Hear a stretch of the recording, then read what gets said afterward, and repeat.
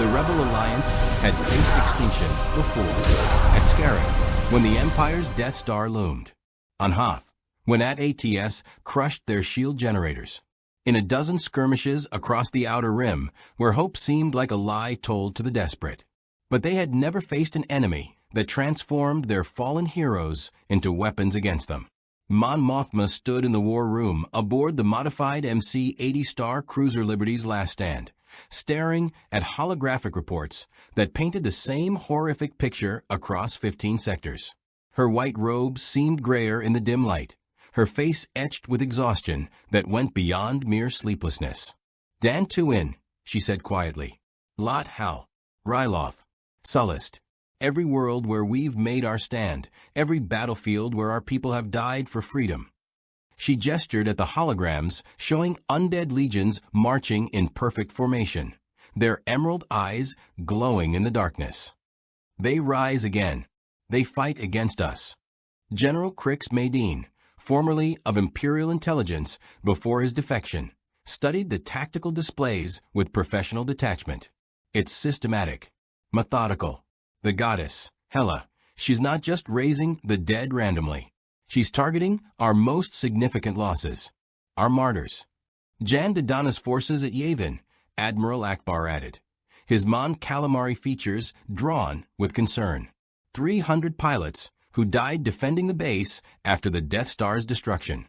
Imperial Intelligence located their crash sites. Within a week, Hela arrived. Now those pilots fly TIE fighters with that same corruption.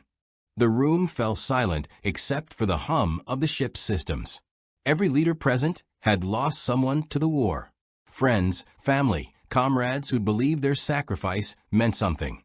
The idea that death no longer ended their service, that fallen rebels were being perverted into Imperial enforcers, cut deeper than any military defeat. "We can't win a war of attrition against an enemy that grows stronger every time we lose soldiers," said Saw Gerrera via hologram, his cybernetic breathing apparatus rasping. "Every engagement feeds her power. We're not just losing battles. We're supplying the Empire's army." Mon Mothma's hands clenched at her sides. "Then we need to find a way to counter her, to stop the dead from rising, or to free them once they've been claimed. There must be something in Jedi teachings, some technique or knowledge that addresses necromancy." "The Jedi didn't practice necromancy," a new voice interrupted. Master Terra Sinub, one of the few surviving Jedi from the Purge, materialized holographically. The elderly Cassian looked frielier than ever, leaning heavily on his cane staff. "We viewed it as an abomination, a perversion of the Force's natural cycle. But," he paused, choosing his words carefully, "that doesn't mean we didn't study it." Every head in the war room turned toward his projection. "During the Old Republic era," Sinub continued, "the Jedi encountered Sith necromancers whose techniques threatened to overwhelm entire systems. Darth Nihilus consumed planets. Darth Shaun refused to die despite fatal wounds. These were not mere dark side practitioners. They had touched something fundamental about death itself." "And the Jedi developed counters?" Madine asked. "The Jedi developed understanding," Sinub corrected gently. "On Ossus before its destruction, the archives contained texts describing what the ancient masters called severance techniques. Methods to sever a being's connection to unnatural animation, to return the dead to their proper rest." Mon Mothma leaned forward. "Where are these texts now?" Sinub's hologram flickered. Ossus was devastated in the Great Sith War. The archives were lost, but the Jedi maintained backup repositories. Hidden temples across the galaxy where dangerous knowledge was preserved, locked away from those who might misuse it. His ancient eyes gleamed with sudden intensity. "There is one such temple, on Jedha. The Holy Moon," Akbar said, "site of the Kyber crystal deposits. The Empire strip-mined it years ago, but the city of Jedha still stands." "Beneath the city lies the Temple of the Kyber," Sinub explained. "Built by the earliest Force users, long before the Jedi Order formalized. In its deepest vaults, protected by guardians who have watched over forbidden knowledge for millennia, rest the scrolls of severance.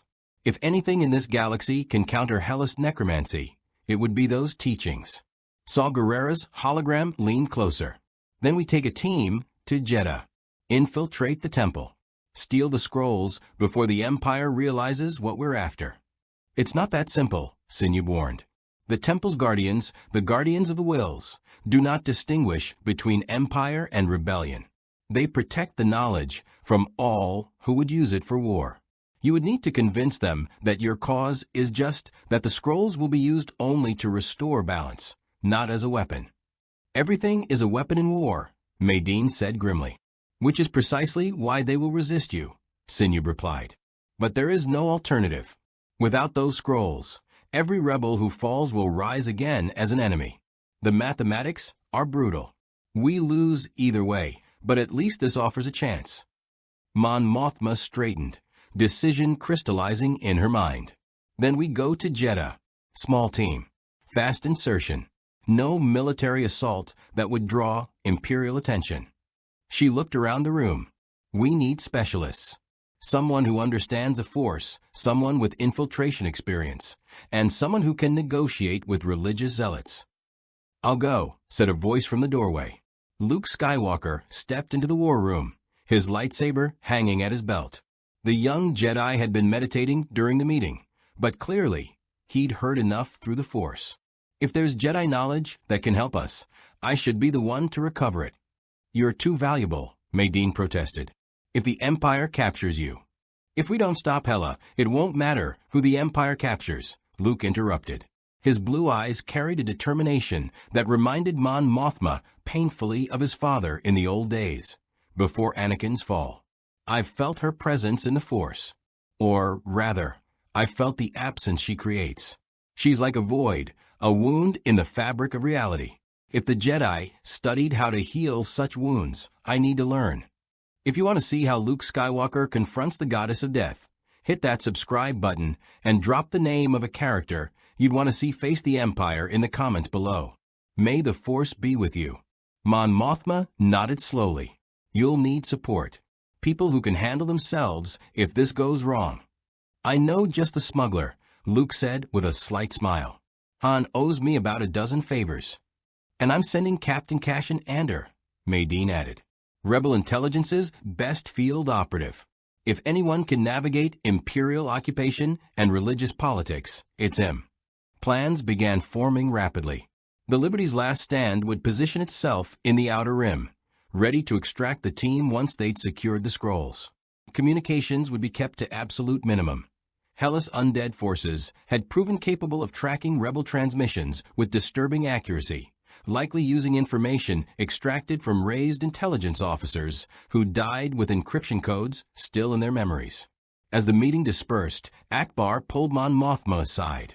This is a desperate gambit, he said quietly. Even if they succeed, even if these scrolls contain the knowledge we need, learning ancient Force techniques takes time. Training. The war won't pause while we study. I know, Mon Mothma replied. But desperation is all we have left. Hela has transformed death itself into our enemy. If we can't find a way to give our fallen peace, then we're not just fighting for freedom anymore. We're fighting for the right to die with dignity. Her voice hardened. And I'll be damned if I let the Empire take even that from us. In the Force, across the vast distance of space, Luke felt something stir. Not danger, exactly. More like anticipation. As if the galaxy itself recognized that something significant was beginning. The scrolls on Jedha might hold answers, but they would also raise new questions. About the Force. About death. About what lines could be crossed in the name of saving the living. He just hoped they weren't already too late. The Mandalorian enclave on Concordia existed in defiance of both Empire and new Mandalorian pacifism. Built into the moon's mining tunnels, it housed 3 clans who'd refused to surrender their weapons after the Empire's occupation of Mandalore. Here, in chambers carved from ancient rock and reinforced with Beskar plating, warriors gathered to debate matters of honor, tradition, and survival. Tonight's gathering was different. Bo-Katan Kryze stood before the assembled clan leaders, her auburn hair pulled back in traditional warriors' braids, her armor, painted in the blue and gray of House Kryze, bearing scars from 100 battles. She had fought in the Clone Wars, survived the Empire's purges, and watched her sister's dream of a peaceful Mandalore crumble to ash. Very little surprised her anymore. But the holographic footage playing on the chamber's central projector managed it. Hela strode across a battlefield on Ryloth, her antler crown catching the light of burning buildings. Around her, the dead rose in waves, Twi'lek rebels, Imperial stormtroopers, even a crashed Y-Wings pilot crawling from his shattered cockpit with emerald eyes blazing. She moved with the confidence of someone who'd never known defeat, her necroswords cutting through resistance like they were cutting through smoke. This recording was transmitted by a smuggler who escaped Ryloth 3 days ago, Bo-Katan said, her voice carrying clearly in the stone chamber. He claims this woman, this goddess, as the Empire calls her, has been raising the dead across 15 sectors. Every engagement with rebel forces, every Imperial operation she supports, adds to her army. An abomination, growled Fen Rao, leader of Clan Rao and former protector of Concord Dawn. His gray beard was braided in the old style, and his armor bore the sigil of the journeyman protectors. The dead are meant to join our ancestors in the stars, to become one with the Manda. This corruption perverts everything we believe. Does it? The question came from Rook Kast, who led the remnants of the Shadow Collective's Mandalorian Super Commandos.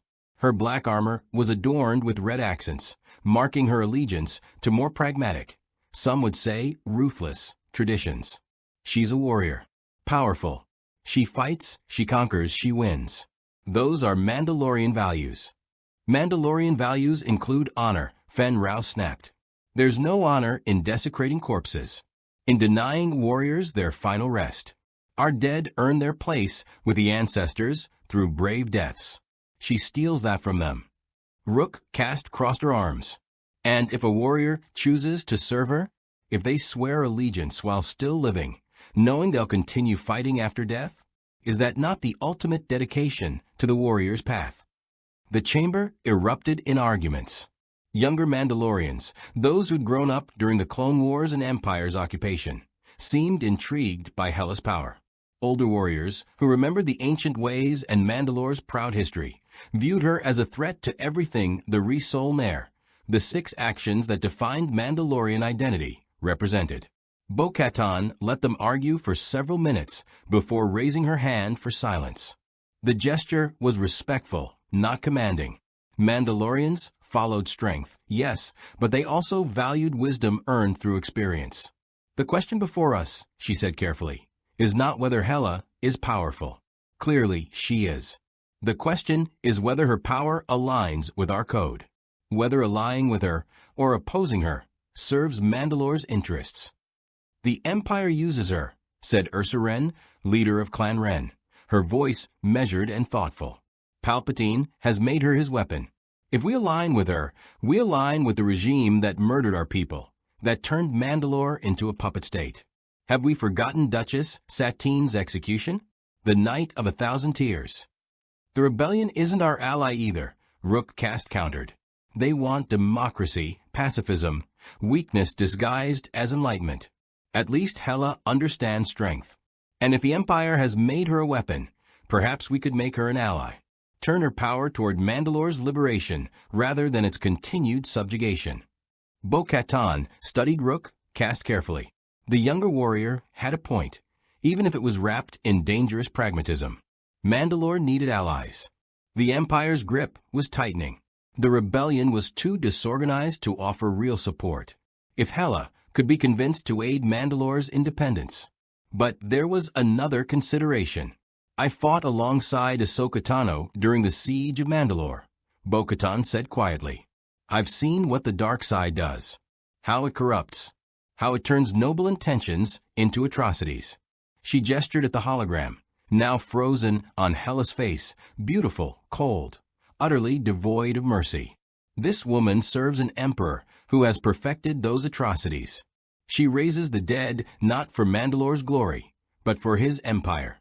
Approaching her would require leverage we don't possess. Then we acquire leverage, Rook Kast said.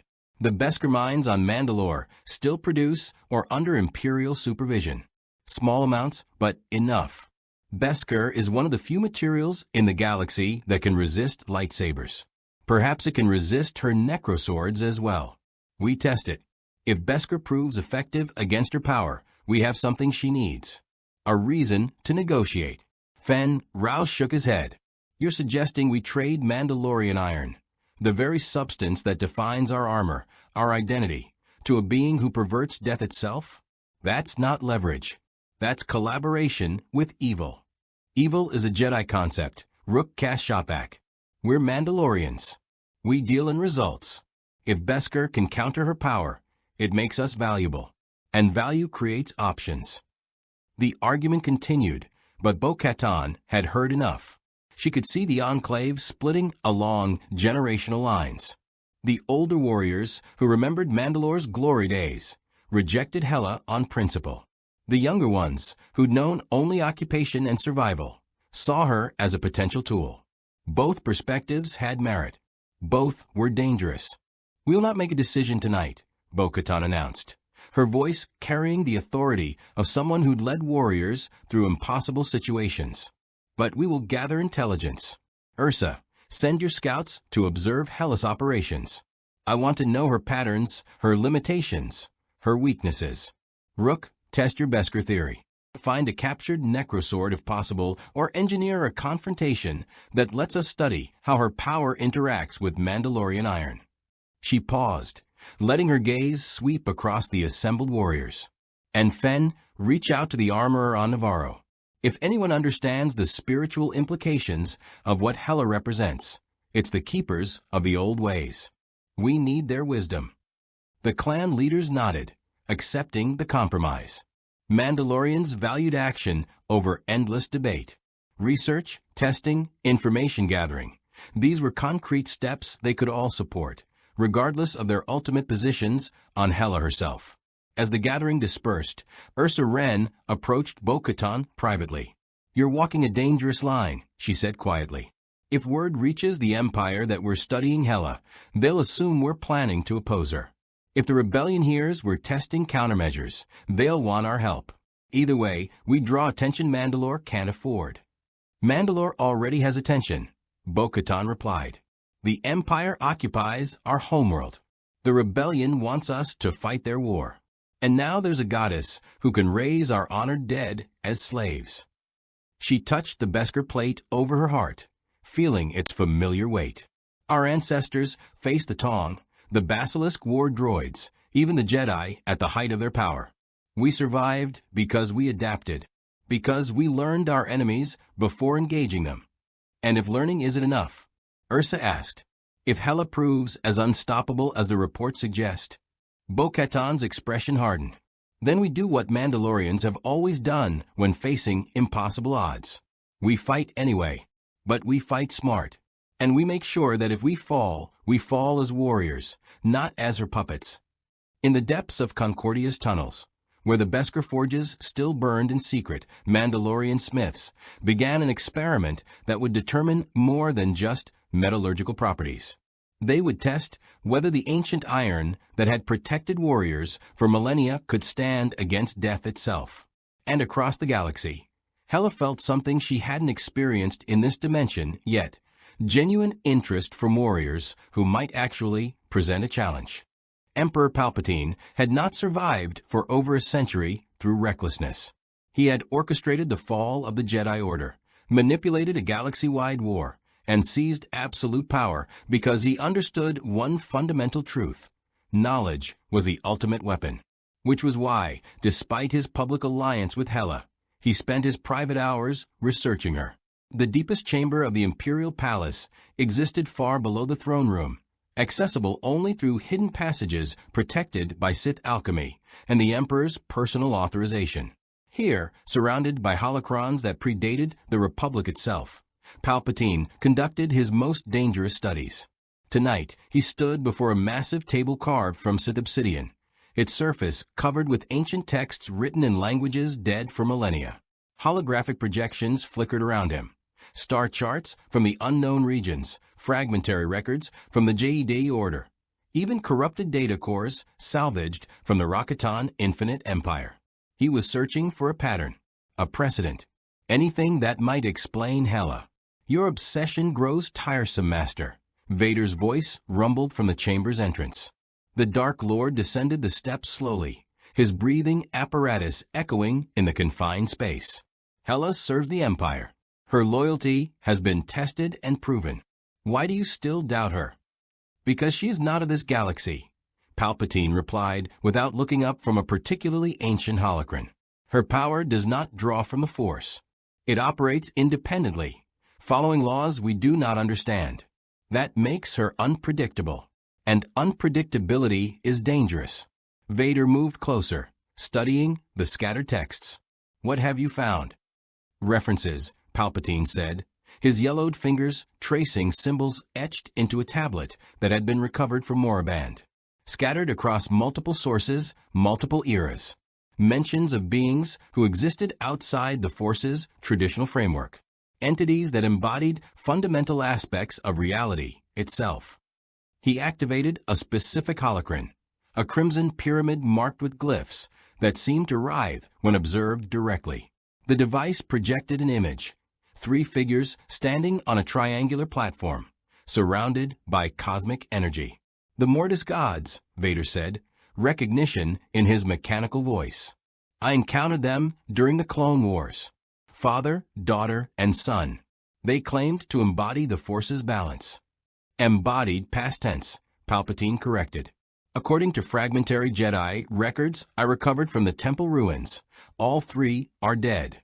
Father sacrificed himself to restore balance.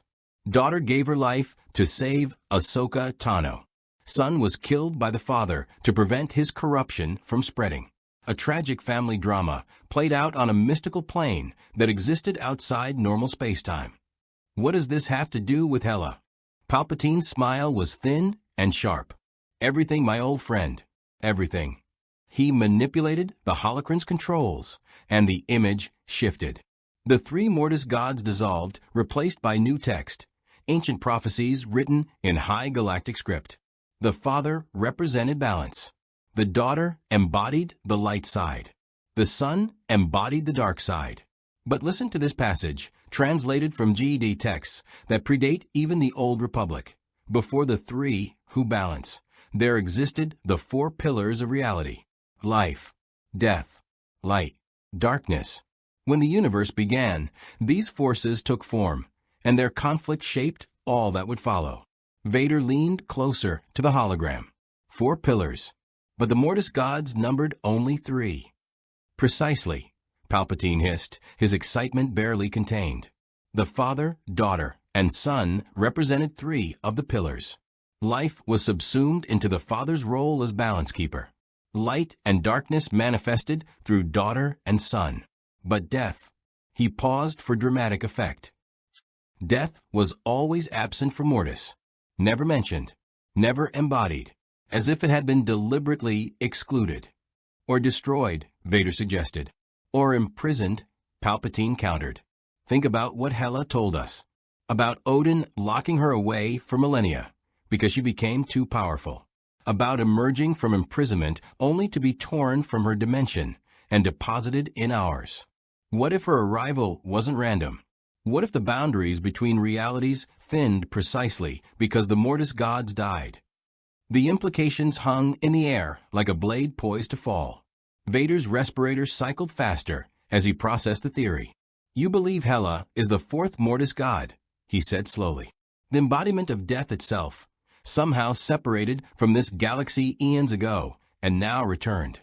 I believe she is something similar, Palpatine corrected. Whether she is the original death entity from this galaxy's ancient past or a parallel being from another dimension doesn't matter. What matters is that her power operates on the same fundamental level as the Mortis gods. She doesn't use the Force. She is a force, death-given consciousness and will. He deactivated the holocron and turned to face Vader directly. Do you understand what that means? The Mortis gods shaped reality. They could alter the very fabric of the Force. The father could suppress Force abilities with a gesture. Son could corrupt entire worlds. Daughter could heal wounds in space-time itself. If Hela possesses equivalent power over death, she could unmake the galaxy, Vader finished. Strip life from entire star systems. Raise armies that number in the billions. Become unstoppable. Or controllable, Palpatine said, his yellow eyes gleaming. The father controlled his children for millennia. He bound them to Mortis, prevented them from unleashing their full power on the galaxy. If I can discover how he accomplished that binding, I can ensure Hela remains my weapon rather than becoming my replacement. Vader was silent for a moment. Then, the father's control ultimately failed. His children's conflict destroyed them all. Their power was too great to contain indefinitely. Because the father grew weak, Palpatine snapped. Because he allowed sentiment and balance to cloud his judgment. I have no such weaknesses. I will bind Hela through Sith sorcery refined over millennia, through techniques the father never conceived. And unlike him, I will not hesitate to destroy her if the binding fails. He moved to another section of the chamber, where a particular artifact rested on a pedestal. A kyber crystal the size of a human fist, its surface black as void and pulsing with dark side energy. This was recovered from Ilum after we converted the planet into Starkiller Base's precursor, Palpatine explained. It's corrupted beyond normal bled crystals. When I attempted to use it in lightsaber construction, it rejected the Force entirely. Destroyed 3 Inquisitors who tried to attune to it. A failure, Vader observed. A clue, Palpatine corrected. Kyber crystals are living Force conduits. They shouldn't be able to reject the Force. Unless. He lifted the crystal carefully, its surface cold enough to frost his withered fingers. Unless this crystal encountered something that existed outside the Force's framework. Something that marked it, changed it at a fundamental level. Something like death itself. Vader took an involuntary step back. You think Hela's presence has already begun corrupting the galaxy at a deeper level. That kyber deposits are reacting to her mere existence. I think we're only beginning to understand what having a Mortis-level entity walking freely among us truly means, Palpatine said. He replaced the crystal on its pedestal. The father kept his children isolated for good reason. Their power was too dangerous to unleash on the wider galaxy. But Hela is here unbound, growing stronger with every corpse she claims. And his smile turned predatory. I intend to discover exactly how far that power extends before she realizes I'm testing her limits. And if she discovers your research, Vader asked, if she learns you're comparing her to beings who were ultimately destroyed, then we'll discover whether death itself can die, Palpatine replied calmly. But I suspect that question has already been answered. The Mortis gods fell. Hela can fall too, given the right weapon, the right circumstance, the right application of knowledge. He began gathering the most relevant texts. Continue monitoring her operations. Note any unusual effects on local star systems, particularly around kyber deposits or Force-sensitive locations. And prepare the Executor for a journey. Where are we going, Master? Mortis itself, Palpatine said. Or what remains of it? If the realm still exists in some form, it may hold answers about how the Father controlled beings of such cosmic power. And if it doesn't exist, his yellow eyes gleamed with dark satisfaction. Then at least we'll know that even gods can be erased completely. A lesson I intend to teach Hela should she forget her place. Naboo had been peaceful since the Empire's formation. Too peaceful, perhaps, for a world that had birthed a senator who became an emperor and a queen who'd married a Jedi. The planet's verdant landscapes and ornate architecture remained untouched by the industrialization that scarred most imperial worlds, preserved by Palpatine's sentimental decree, or perhaps by his calculated understanding that some things served better as symbols than resources. The royal mausoleum stood on the shores of Lake Varikino, white stone gleaming in the perpetual twilight of Naboo's northern hemisphere. Here, beneath carved effigies and ancient tributes, rested the remains of Naboo's honored dead. Queens, senators, artists, philosophers, all given sacred rest in crypts designed to last millennia. And in the mausoleum's heart, In a chamber sealed by royal decree and imperial authorization, lay Padme Amidala Naberi Skywalker. Vader stood before the sealed doors, his reflection distorted in their polished surface. He had not visited this place in years. The pain was too great, the memories too sharp. Even now, standing here, he felt the wound in his soul tearing open. The same wound that had festered since Mustafar, since he'd choked the woman he loved, since he'd lost everything that made Anakin Skywalker human. Behind him, Captain Piett waited nervously with a squad of stormtroopers. They'd received intelligence that Hela intended to visit Naboo. The specifics were unclear. Intercepted communications suggested she was expanding her research to include historically significant locations with concentrated death. Vader knew exactly what that meant. "My lord," Piett ventured carefully, "perhaps we should establish a defensive perimeter around the entire mausoleum complex. If the goddess arrives." "She's already here," Vader interrupted, his Force senses prickling with awareness. He felt her presence like a void opening in reality, an absence of life so profound it seemed to devour the Force itself. "Leave us." "But, my lord." "Now." Piett retreated immediately, gesturing for the stormtroopers to follow. They withdrew to the mausoleum's entrance, leaving Vader alone in the columned hall. Hela materialized from shadows that shouldn't exist in the well-lit space.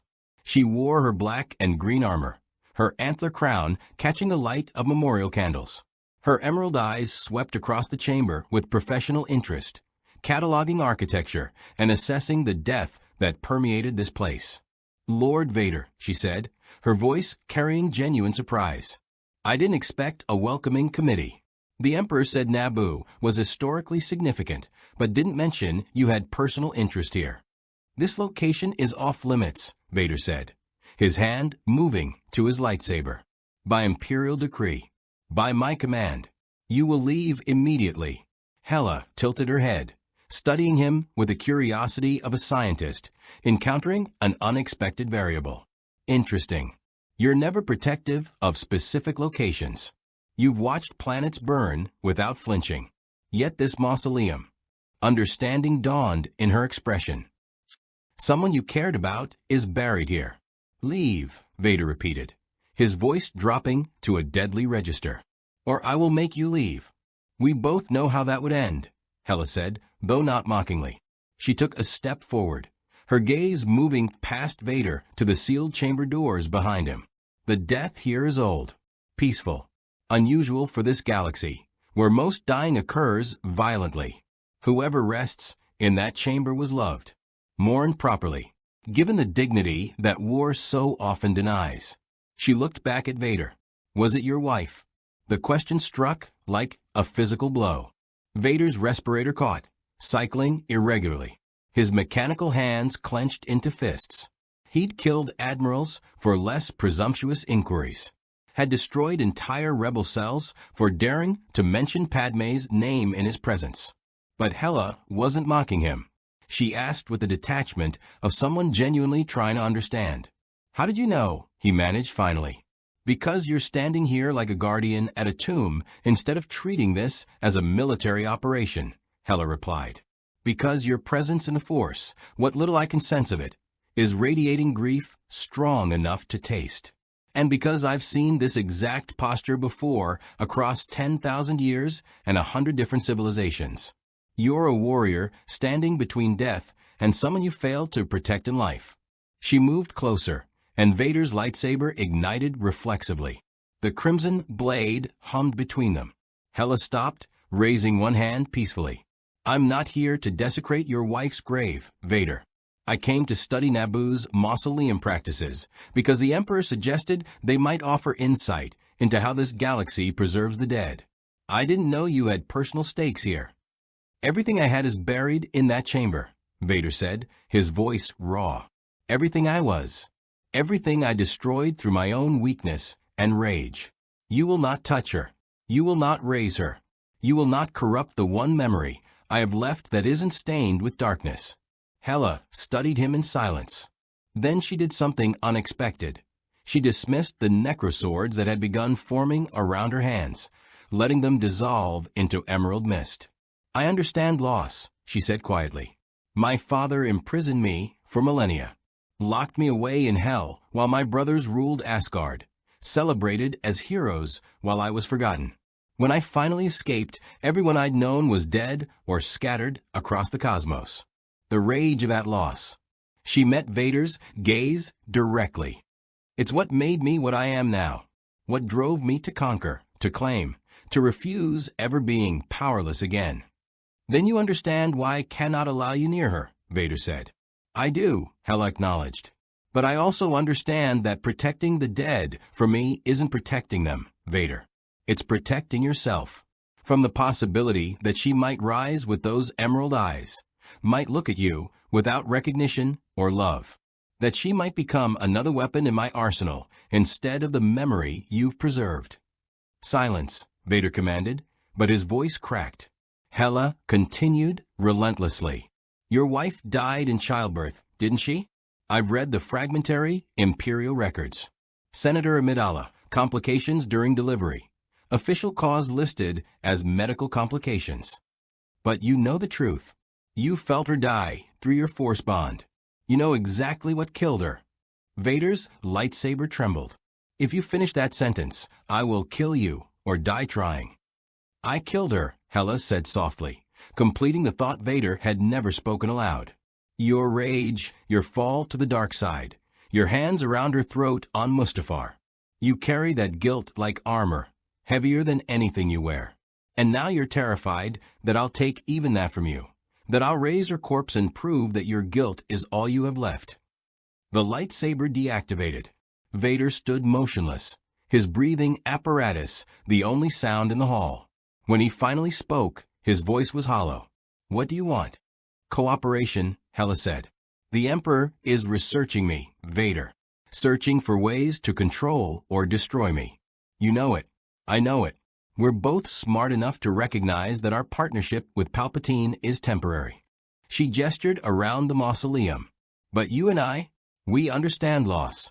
We understand what it means to be weapons forged from grief. That's a foundation for genuine alliance." "You want me to betray the Emperor," Vader said. "I want you to survive him," Hela corrected. "Palpatine will eventually move against me, and when he does, you'll be caught in the crossfire. Either help him destroy me and lose the one being in this galaxy who actually understands what you've sacrificed, or help me and potentially claim the empire you were always meant to rule." She stepped back toward the shadows. "I'm leaving Naboo, untouched. Your wife's grave remains sacred. But think about my offer, Lord Vader. Think about what happens when the Emperor finally reveals his plans for both of us. And ask yourself if the master you serve would show you the same mercy I'm showing now." Hela vanished, leaving Vader alone before Padme's sealed tomb. He stood there for long minutes, his mind churning. Everything Hela said was true. Palpatine was researching countermeasures. The Emperor trusted no one, expected eventual betrayal from everyone. And when the confrontation came, Vader would have to choose. Loyalty to the master who'd given him purpose after his fall, or alliance with the goddess who'd just spared the one thing he still loved. The Crimson Nexus casino floated in the void of Corleone, a region of space so devoid of resources that neither Empire nor Rebellion bothered establishing presence. Here, in neutral territory claimed by no government and respected by all criminal organizations through mutual threat of annihilation, the galaxy's most dangerous individuals gathered to conduct business that couldn't be discussed on civilized worlds. In a private booth shielded by signal jammers and ray shields, 7 beings sat around a table covered in holographic displays. They represented different criminal enterprises: Huts, Black Sun, Pike Syndicate, Crimson Dawn remnants, independent cartels. But they'd all received the same anonymous transmission 3 days prior. The hologram at the table's center showed Hela's face, captured from Imperial propaganda footage. Beneath her image, text scrolled in multiple languages. Asterisk contract offered. Target: Hela, Goddess of Death. Payment: 500 million credits plus territorial concessions in mid-rim. Delivery: alive preferred, dead acceptable. Contractor: anonymous, funds verified in escrow, asterisk. 500 million credits, rumbled Gorga the Hutt, his massive bulk overflowing the reinforced seat designed to accommodate his species. His Huttese translator rendered his words into basic with mechanical precision. Enough to buy a small fleet, or a medium-sized planet, or the loyalty of a dozen senators. His yellow eyes gleamed with avarice. This is legitimate. Funds confirmed by the banking clan, said Dryden Voss's former lieutenant, a human woman named Mira Thane, who'd claimed leadership of Crimson Dawn's surviving operations after Chiare's disappearance. Whoever posted this contract has resources that rival the Empire itself. The escrow account is untraceable, protected by encryption that our best slicers couldn't penetrate. Which raises the obvious question, said a Pike Syndicate representative, his voice distorted through his breathing mask. Why would someone with Imperial-level resources need to hire criminals to eliminate an Imperial asset? Why not use their own forces? Because Hela serves Emperor Palpatine directly, answered Boba Fett. The bounty hunter sat slightly apart from the Syndicate leaders, his Mandalorian armor, scarred and dented from countless contracts, marking him as the only true independent at the table. Any official move against her would be treason. Hiring us creates plausible deniability. So this is an internal Imperial power play, Mira Thane mused. Some faction wants her dead, but can't act openly. Grand Moffs competing for influence? Military officers who resent her authority? Or, she paused meaningfully. Lord Vader himself, removing a rival for the Emperor's favor. Doesn't matter who wants her dead, growled Bosk, the Trandoshan bounty hunter whose reputation for successful captures rivaled even Fett's. What matters is whether she can be killed. I've heard the reports. Blaster fire doesn't stop her. Explosions barely slow her. She walks through Imperial assaults like they're training exercises. His reptilian eyes narrowed. Anyone taking this contract needs to understand. This isn't a standard bounty. This is suicide with payment. Boba Fett activated his own data display, showing footage he'd compiled from various sources. Hela battling Vader on Sereno's Gate, walking through Force lightning, regenerating from injuries that would have killed anything mortal. Hela raising armies of the dead on Lothal. Hela crushing a rebel stronghold single-handedly. Standard tactics won't work, Fett said clinically. Conventional weapons are ineffective. She regenerates from physical trauma. Her necroswords can materialize instantly, making ambush difficult. And she's demonstrated awareness that suggests either force sensitivity or something equivalent. He paused. But she's not invincible. Analysis shows 3 potential vulnerabilities. Every being at the table leaned forward. First, Fett continued, she's never been observed fighting in vacuum. Every engagement occurs on planetary surfaces with breathable atmospheres. That suggests she requires oxygen, or, at minimum, hasn't adapted to zero-gravity combat. Lure her into space, and her advantages diminish. Assuming we could lure her anywhere, Bosk interjected. She's not some bounty who runs. She hunts. Second, Fett ignored the interruption. Her regeneration, while rapid, isn't instantaneous. Sustained damage from multiple sources simultaneously might overwhelm her healing factor. Coordinated assault from different vectors, possibly using exotic weapons, disruptors, radiation, molecular disruption fields. All of which are illegal under Imperial law and incredibly expensive, the Pike representative noted. We're talking millions in equipment costs alone, which the contract payment would cover, Mira Thane pointed out. Continue, Fett. Third and most promising, Fett said, she's demonstrated attachment to specific locations and individuals. Her visit to Naboo suggests she respects certain boundaries. Her conversation with Vader, yes, I have sources in the Imperial Palace, indicated she understands sentiment. That's exploitable. Target something she values, force her into a position where her power is useless. Gorga the Hutt made a dismissive sound. What does a goddess value? What could possibly leverage someone who claims to have conquered countless worlds? Her reputation, Fett answered. She's building a legend. The unstoppable goddess of death, feared across the galaxy. Public humiliation, captured and displayed. Her invincibility proven false. That would damage her more than any physical wound. The Emperor might even reward whoever accomplishes it, seeing her weakness exposed. Or he'd destroy us for harming his weapon, Boss growled. This contract is a trap. Has to be. Either it's the Emperor testing our loyalty, or it's Hela herself hunting hunters. Either way, whoever takes this bounty doesn't survive. Then don't take it, Fett said simply. He stood, preparing to leave. I'm sharing this intelligence as professional courtesy, but I'm pursuing the contract alone. 500 million credits plus territorial concessions is enough to retire permanently, or fund operations for a decade. You're insane, Mira Thane said. Even you, Fett, with all your successes, you're one bounty hunter against a being who destroyed Jedi, fought Darth Vader to a standstill, and commands armies of the undead. Boba Fett's helmet turned toward her. I've tracked Jedi, survivors the Inquisitors couldn't find. I've captured targets that entire Imperial battalions failed to acquire. And I've survived by understanding one fundamental truth. Everyone has a weakness, even gods. He activated his jetpack and ascended through the casino's atmospheric shield, disappearing into the void beyond. The remaining syndicate leaders sat in uncomfortable silence. Finally, Gorga spoke. If Fett pursues this, others will follow. Bounty hunters are competitive creatures. They'll view this as the ultimate prize. Then we should monitor the situation, the Pike representative suggested. Let the bounty hunters test Hela's defenses.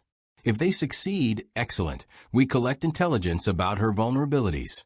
If they fail, we learn what doesn't work without risking our own assets. And if Fett actually captures her, Bosk asked, then we negotiate for a share, Mira Thane said with a cold smile. Or we steal the bounty ourselves. Either way, the galaxy is about to discover whether the goddess of death can be hunted. Across the criminal underworld, in cantinas and safe houses and smuggler dens scattered throughout the Outer Rim, word of the contract spread like wildfire. 500 million credits. The ultimate bounty. A target that promised either legendary glory or spectacular death. Elite hunters began preparing. IG-88 recalibrated assassination protocols. Denga upgraded his armor's weapons systems. Zukas and 4 LOM pooled their resources for specialized equipment.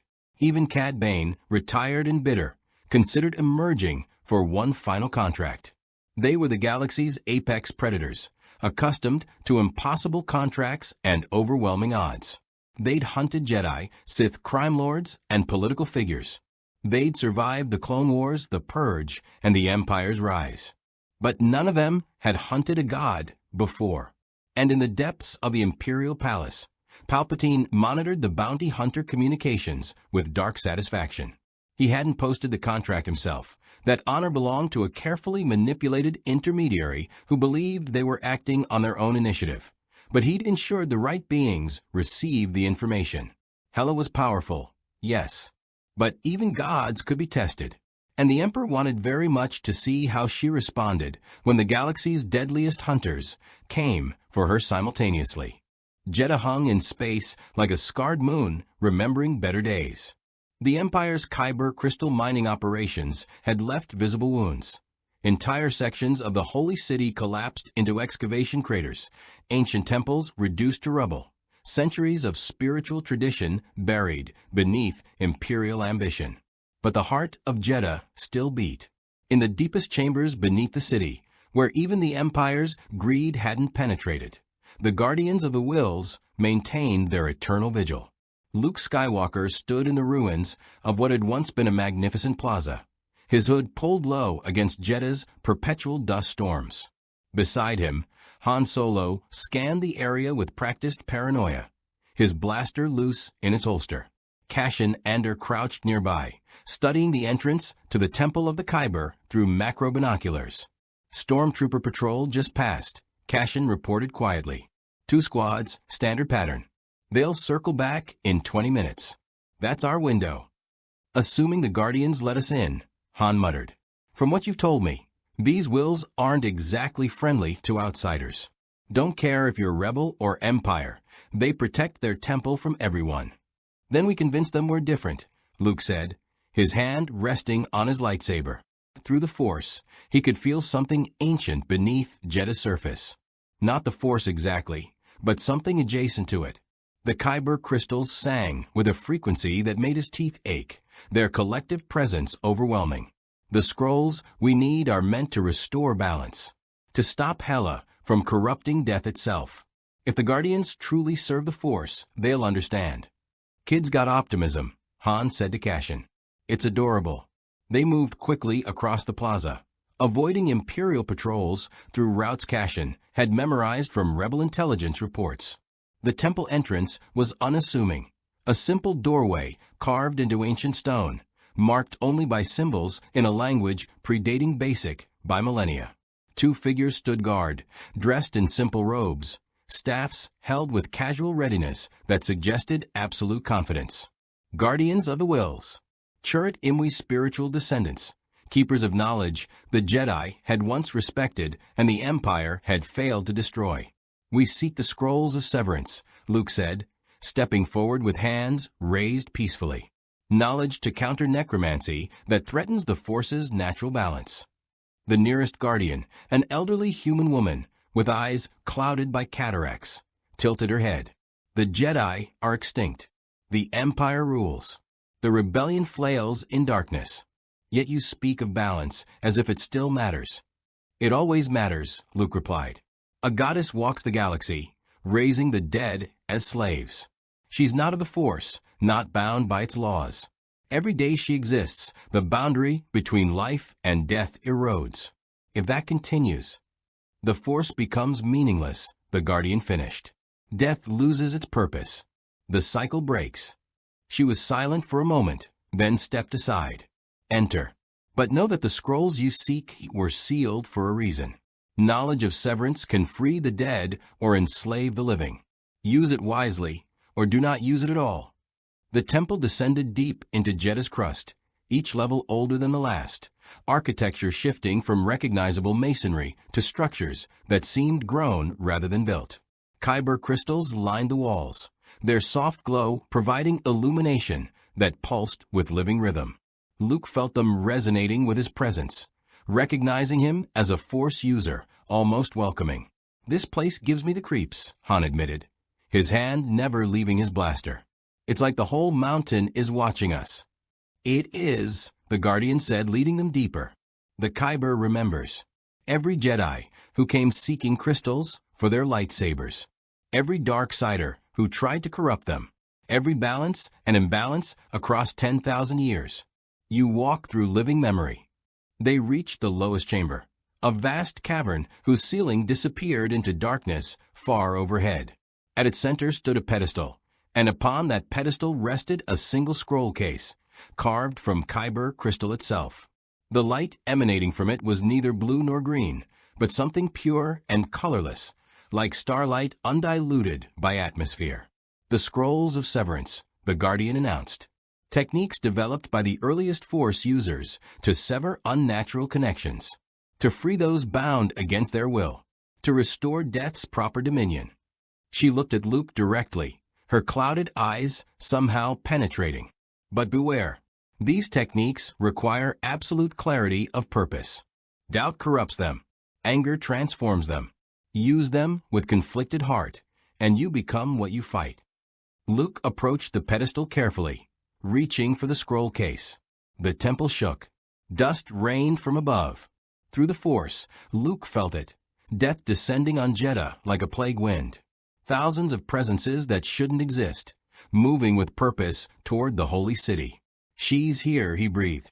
Hela's here. On Jedha's surface, the undead army materialized from Imperial transports. 3,000 corpses, their emerald eyes blazing in the dust-choked atmosphere. Stormtroopers who'd fallen in a dozen campaigns. Rebel soldiers raised from their graves on Lothal and Dantooine. Even several Inquisitors, their lightsabers modified with necromantic energy that burned with sickly green flame. And at their head, Hela strode through Jedha's ruins like a conqueror surveying a prize already won. The Emperor said this moon contains Kyber deposits significant enough to power Death Stars, she mused, studying the damaged cityscape. He wants me to secure them, to ensure the rebellion can't access resources for their own weapons. Her smile was cold. But I sense something more interesting here. Death. Ancient death. Layered across millennia. This place has seen spiritual war for longer than most species have existed. She raised her hand, and her undead forces spread across the city in perfect coordination. Stormtrooper patrols that had been monitoring rebel activity suddenly found themselves facing former comrades with glowing eyes and absolute obedience. The brief firefights were brutally one-sided. Hela descended into the city's lower levels, following instinct toward the greatest concentration of death energy. The Temple of the Kyber called to her like a beacon, its Kyber crystals resonating not with welcome, but with warning. Below, in the lowest chamber, Luke grabbed the scroll case. "We need to leave. Now." "What about the goddess?" Cashin asked, checking his blaster's charge. "If she finds us here, then we fight," Luke said grimly. "But our priority is getting these scrolls to the Alliance. If we can learn the severance techniques, we have a chance against her armies." They ran back through the temple's ascending passages, the Guardian leading them toward a secondary exit that emerged in Jedha's mining district. Behind them, they heard it, the sound of death walking on stone. Hela had entered the temple. She moved through the passages slowly, savoring the Kyber crystal's presence.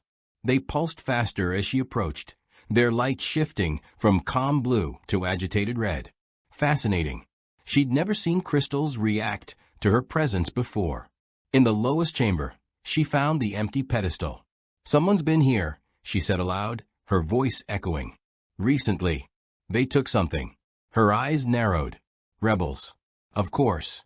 The Emperor mentioned that Jedi survivors might seek forbidden knowledge on Jedha. She placed her hand on the Kyber pedestal, intending to sense the death traces of whoever had touched it last. The Kyber crystal exploded.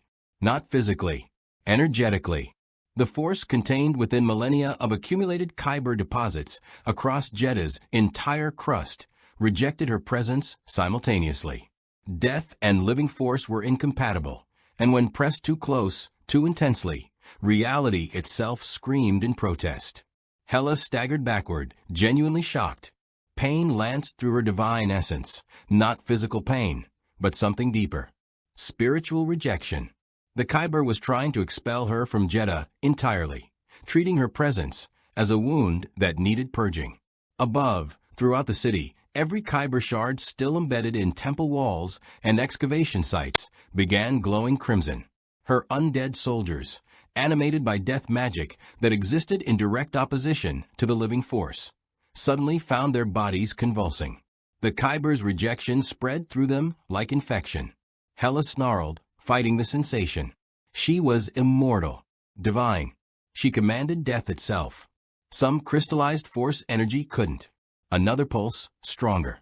Her necromantic connection to her army flickered.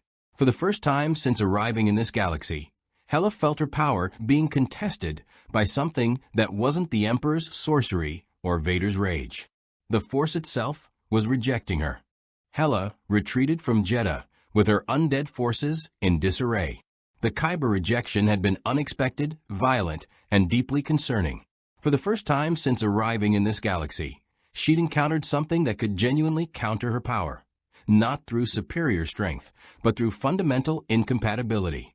The living force and death magic couldn't coexist in close proximity without one destroying the other. She returned to Coruscant with questions burning in her mind. Questions about Kyber crystals, about the Force's nature, about whether her divine power had limitations she hadn't previously understood.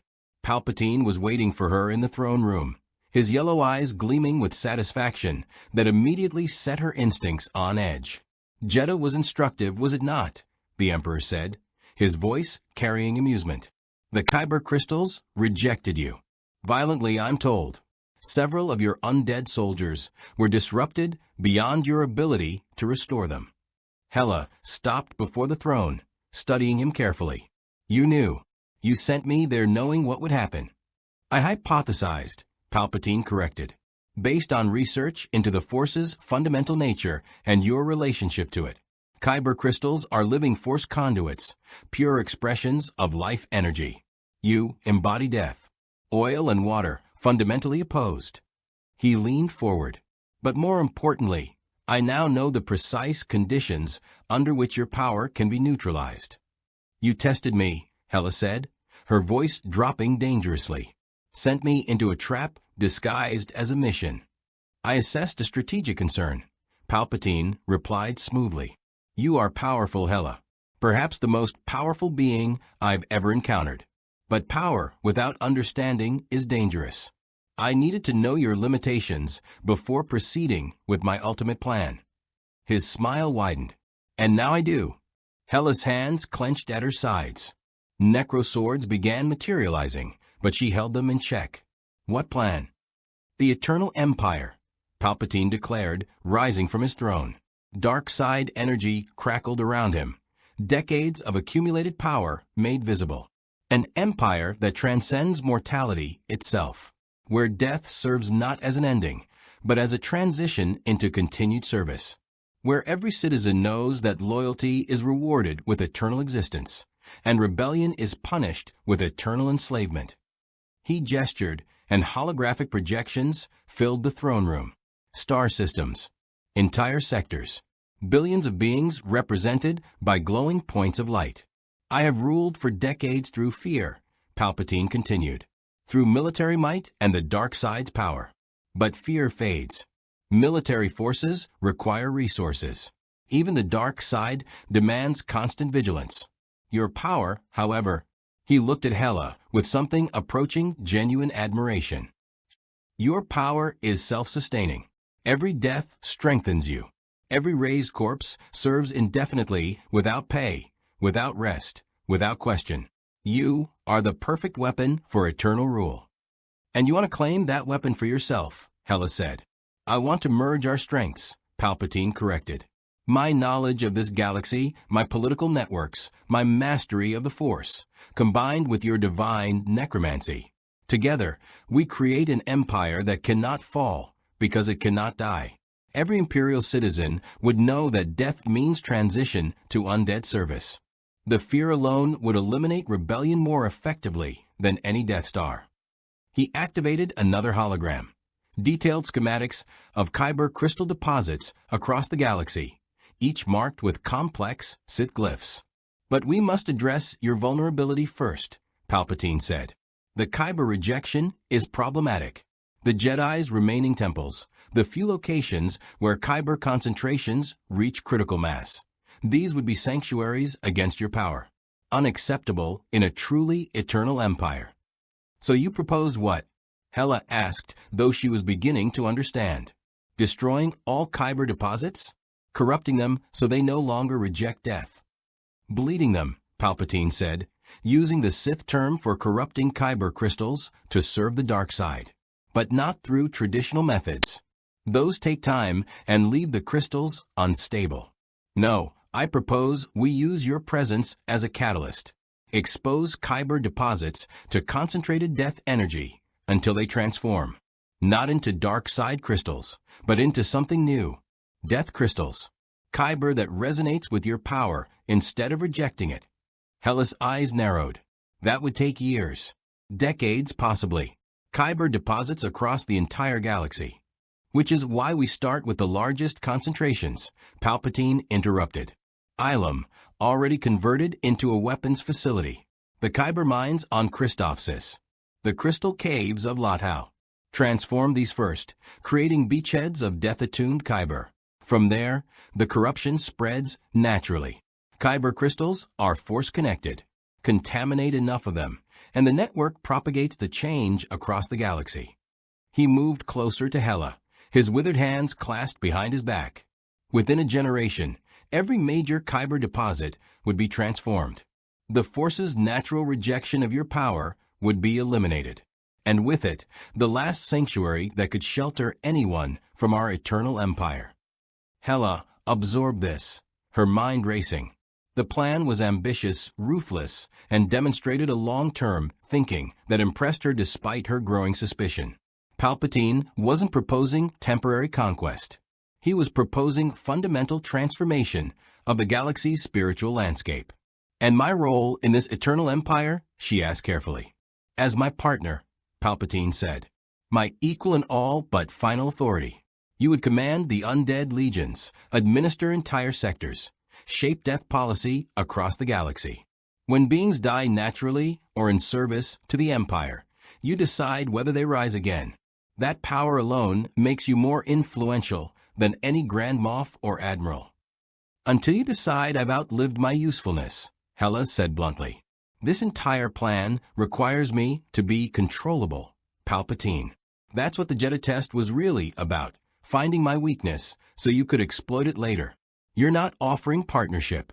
You're offering a gilded cage. Palpatine's smile never wavered. I'm offering you immortality backed by infrastructure. You're divine, yes. Powerful beyond anything this galaxy has produced naturally. But you're alone. No Asgard to return to. No 9 realms to rule. Just an alien galaxy where you're constantly fighting for legitimacy. His voice dropped persuasively. With me, you become institutionalized. Legal. The official arbiter of death across trillions of beings. Isn't that worth some limitations? The limitations being Kyber-enforced boundaries and whatever other countermeasures you've developed, Hela said. She gestured around the throne room. At the walls she now suspected contained hidden Sith glyphs, similar to those that had failed before. You've been preparing to bind me again, haven't you? Studying the Mortis gods, researching how the Father controlled his children. All while pretending we're partners. Knowledge is not betrayal, Palpatine said calmly. I would be a fool not to research you, just as you've undoubtedly studied my weaknesses. We're both pragmatists. We both understand that power requires insurance. He returned to his throne, settling into it like a spider at the center of a web. But here is the truth, Hela. I don't need to control you completely. I only need to ensure you can't destroy me. The Kyber network serves that purpose. As long as locations exist where your power is neutralized, I have sanctuary. And as long as I have sanctuary, we remain in balance. Mutual deterrence. Neither able to eliminate the other without unacceptable cost. Mutually assured destruction, Hela said. You're proposing we base our partnership on the threat of mutual annihilation. I'm proposing we base it on realistic assessment of power, Palpatine countered. You cannot kill me without first dealing with dozens of Kyber-fortified locations where I could take refuge. I cannot permanently destroy you without resources I don't currently possess. So we cooperate. We build this eternal empire together. And we both profit from the arrangement. Vader's presence entered the throne room then, announced by his mechanical breathing before his physical form appeared. The Dark Lord stopped at the throne's base, his masked face turning between Palpatine and Hela. Master, he said, Imperial intelligence reports that rebel forces escaped Jedha with ancient texts. Scrolls describing severance techniques that could potentially disrupt necromantic connections. Inconsequential. Palpatine dismissed. Ancient Jedi teachings require months of training to master. By the time the rebels learn the techniques, we'll have already transformed enough Kyber deposits to make their knowledge obsolete. And if they learn faster than you anticipate, Hela asked, if they develop countermeasures that can sever my connection to the undead armies, then we accelerate the timeline, Palpatine said. Begin the Kyber transformations immediately. Start with Ilum, it's already under Imperial control, and the deposits there are extensive. Transform Ilum's Kyber into death crystals, and we prove the concept. Demonstrate that your power can be institutionalized across the galaxy. Hela studied both Sith carefully. Palpatine, confident and calculating, clearly believed he'd maneuvered her into accepting his vision. Vader, silent and tense, caught between his master's ambition and his own uncertain loyalties. I need time to consider, Hela said finally. This eternal empire concept requires more planning than a single conversation allows. Logistics, resource allocation, determining which populations to raise first. These are not trivial questions. Of course, Palpatine agreed smoothly. Take the time you need. But understand, the alternative to cooperation is conflict. And while I respect your power immensely, I have been surviving and thriving for over a century precisely because I eliminate threats before they become existential." The threat was clear, delivered with a smile and wrapped in diplomatic language, but absolutely serious. Hela bowed slightly, a gesture that could be interpreted as respect or mockery depending on perspective, and departed the throne room. Her mind churned with calculations. Palpatine had revealed his ultimate plan, and it was both brilliant and horrifying.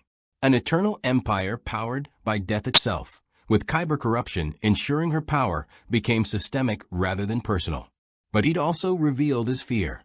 The need for kyber sanctuaries, for locations where her power was neutralized, betrayed Palpatine's understanding that he couldn't actually control her, only deter her. And deterrence only worked as long as both parties believed mutual destruction was worse than cooperation. Hela was beginning to question that assumption. The decision crystallized for Hela in the darkest hours of Coruscant's artificial night cycle, when even the planet city's perpetual glow seemed dimmed by the weight of imperial authority. She stood in her personal quarters, chambers granted by Palpatine in the Imperial Palace's eastern wing, staring at holographic star charts that showed kyber deposits across the galaxy. Each glowing point represented a potential weapon against her, or a potential source of power if Palpatine's corruption plan succeeded. She'd spent 6 months in this galaxy, 6 months learning its politics, its factions, its fundamental laws. She'd raised armies, crushed rebellions, and proven herself valuable to an emperor who valued very little beyond his own supremacy. And in return, she'd been studied, tested, and ultimately positioned as a controllable asset rather than a true equal. The pattern was familiar. Odin had done the same, used her as a weapon for his conquests, then imprisoned her when she grew too powerful to manage. Now Palpatine proposed a more sophisticated cage, an eternal empire where her power was institutionalized, regulated, and ultimately subordinate to his vision. Hela had not survived 10,000 years of conquest by accepting subordination. A presence entered her awareness, not through sound or movement, but through absence. Vader stood at her doorway, his force signature like a wound in reality that somehow complemented her own death aura. "The Emperor is planning to move against you," Vader said without preamble. His mechanical voice carried certainty rather than speculation. "The Eternal Empire proposal is a trap. Compliance leads to control. Resistance leads to elimination. He's giving you the illusion of choice." "I know," Hela replied, not turning from the star charts. "What I don't know is why you're warning me. Last I checked, you're his most loyal servant, his attack dog who eliminates threats on command." Vader's respirators cycled several times before he responded. "I am reconsidering my loyalties. Your restraint on Naboo, sparing what I hold sacred when you could have used it against me, that demonstrated something the Emperor never has. Respect for what others value, even when such respect provides no strategic advantage. Don't mistake pragmatism for sentiment," Hela warned, finally turning to face him. "I left Padme's tomb untouched because turning you into an enemy served no purpose. Nothing more." "Perhaps," Vader acknowledged. "But the Emperor would have raised her without hesitation if it served his goals. Would have used her undead form as leverage against me, ensuring my permanent submission. You chose differently." He stepped further into the chamber. "That suggests you understand something Palpatine never will. Power without honor is temporary. Eventually, everyone subjugated becomes an enemy waiting for opportunity." Hela studied the Dark Lord carefully. Vader was damaged, both physically and spiritually. His suit kept him alive, but also kept him in constant agony. Pain that Palpatine deliberately maintained as a tool of control. Yet beneath the mechanical horror and dark side corruption, she sensed something unexpected. Potential for genuine alliance rather than master-servant hierarchy.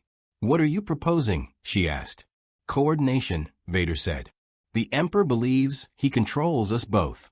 He's manipulated my loyalty through the dark side seduction and the practical reality that he's the only one who can maintain my suit's more advanced functions. and he's manipulating you through promises of institutional power and threats of kyber-based neutralization. He moved to the star charts, his gloved hand gesturing across the projected systems. But if we work together, if we pool our knowledge and resources, we become a threat he cannot contain. I understand the Force and Sith techniques in ways you don't. You command death in ways the Force cannot counter. Combined, we eliminate his primary advantages. And then what? Hela asked. We rule the Empire together? Share the throne he's occupied for decades. We rebuild it, Vader said, his voice carrying unexpected passion. The Empire Palpatine created is built on fear and oppression. It's efficient but brittle. One strong push, one significant loss, and entire systems rebel. But an empire that offers its citizens something beyond fear, protection beyond death, service that transcends mortality, that could be stable, permanent. Hela's eyes narrowed. You're describing exactly what Palpatine proposed. The eternal empire concept. His version makes you a tool, Vader countered. My version makes you a partner.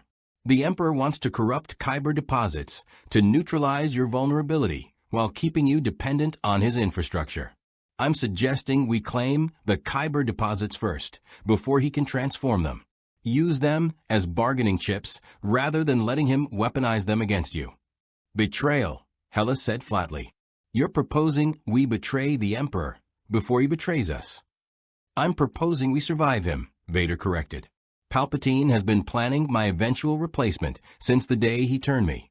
He's been planning your containment since your first demonstration of power. We're both expendable in his calculations. The only question is whether we accept that expendability or do something about it. Hela turned back to the star charts, her mind working through the implications. Vader was right about one thing. Palpatine viewed everyone as tools to be used and discarded. The Eternal Empire concept was merely the most sophisticated cage he'd designed yet, offering the illusion of partnership while establishing absolute control. But could she trust Vader? The Dark Lord had served Palpatine for decades, had murdered Jedi and crushed rebellions without hesitation. His sudden turn toward alliance felt convenient, possibly even orchestrated by Palpatine himself as a test of her loyalty. Prove it, she said. Prove this isn't another of the Emperor's manipulations. Prove you're genuinely willing to move against your master. Vader was silent for a moment. Then he raised his hand, and a small data chip floated from his belt pouch through the Force, settling into Hela's palm. That contains access codes to the Emperor's private research chambers, he said. The ones beneath the throne room where he studies you, where he's been developing countermeasures and binding rituals. Everything he knows about the Mortis gods, about ancient techniques for controlling cosmic entities. It's all there. Hela examined the data chip. This could be falsified. Disinformation designed to mislead me. Then verify it, Vader challenged. Use those codes. Access his research. And when you discover I'm telling the truth, when you see exactly how much effort he's invested in ensuring your eventual submission, then you'll know this alliance is genuine. He turned toward the door, then paused.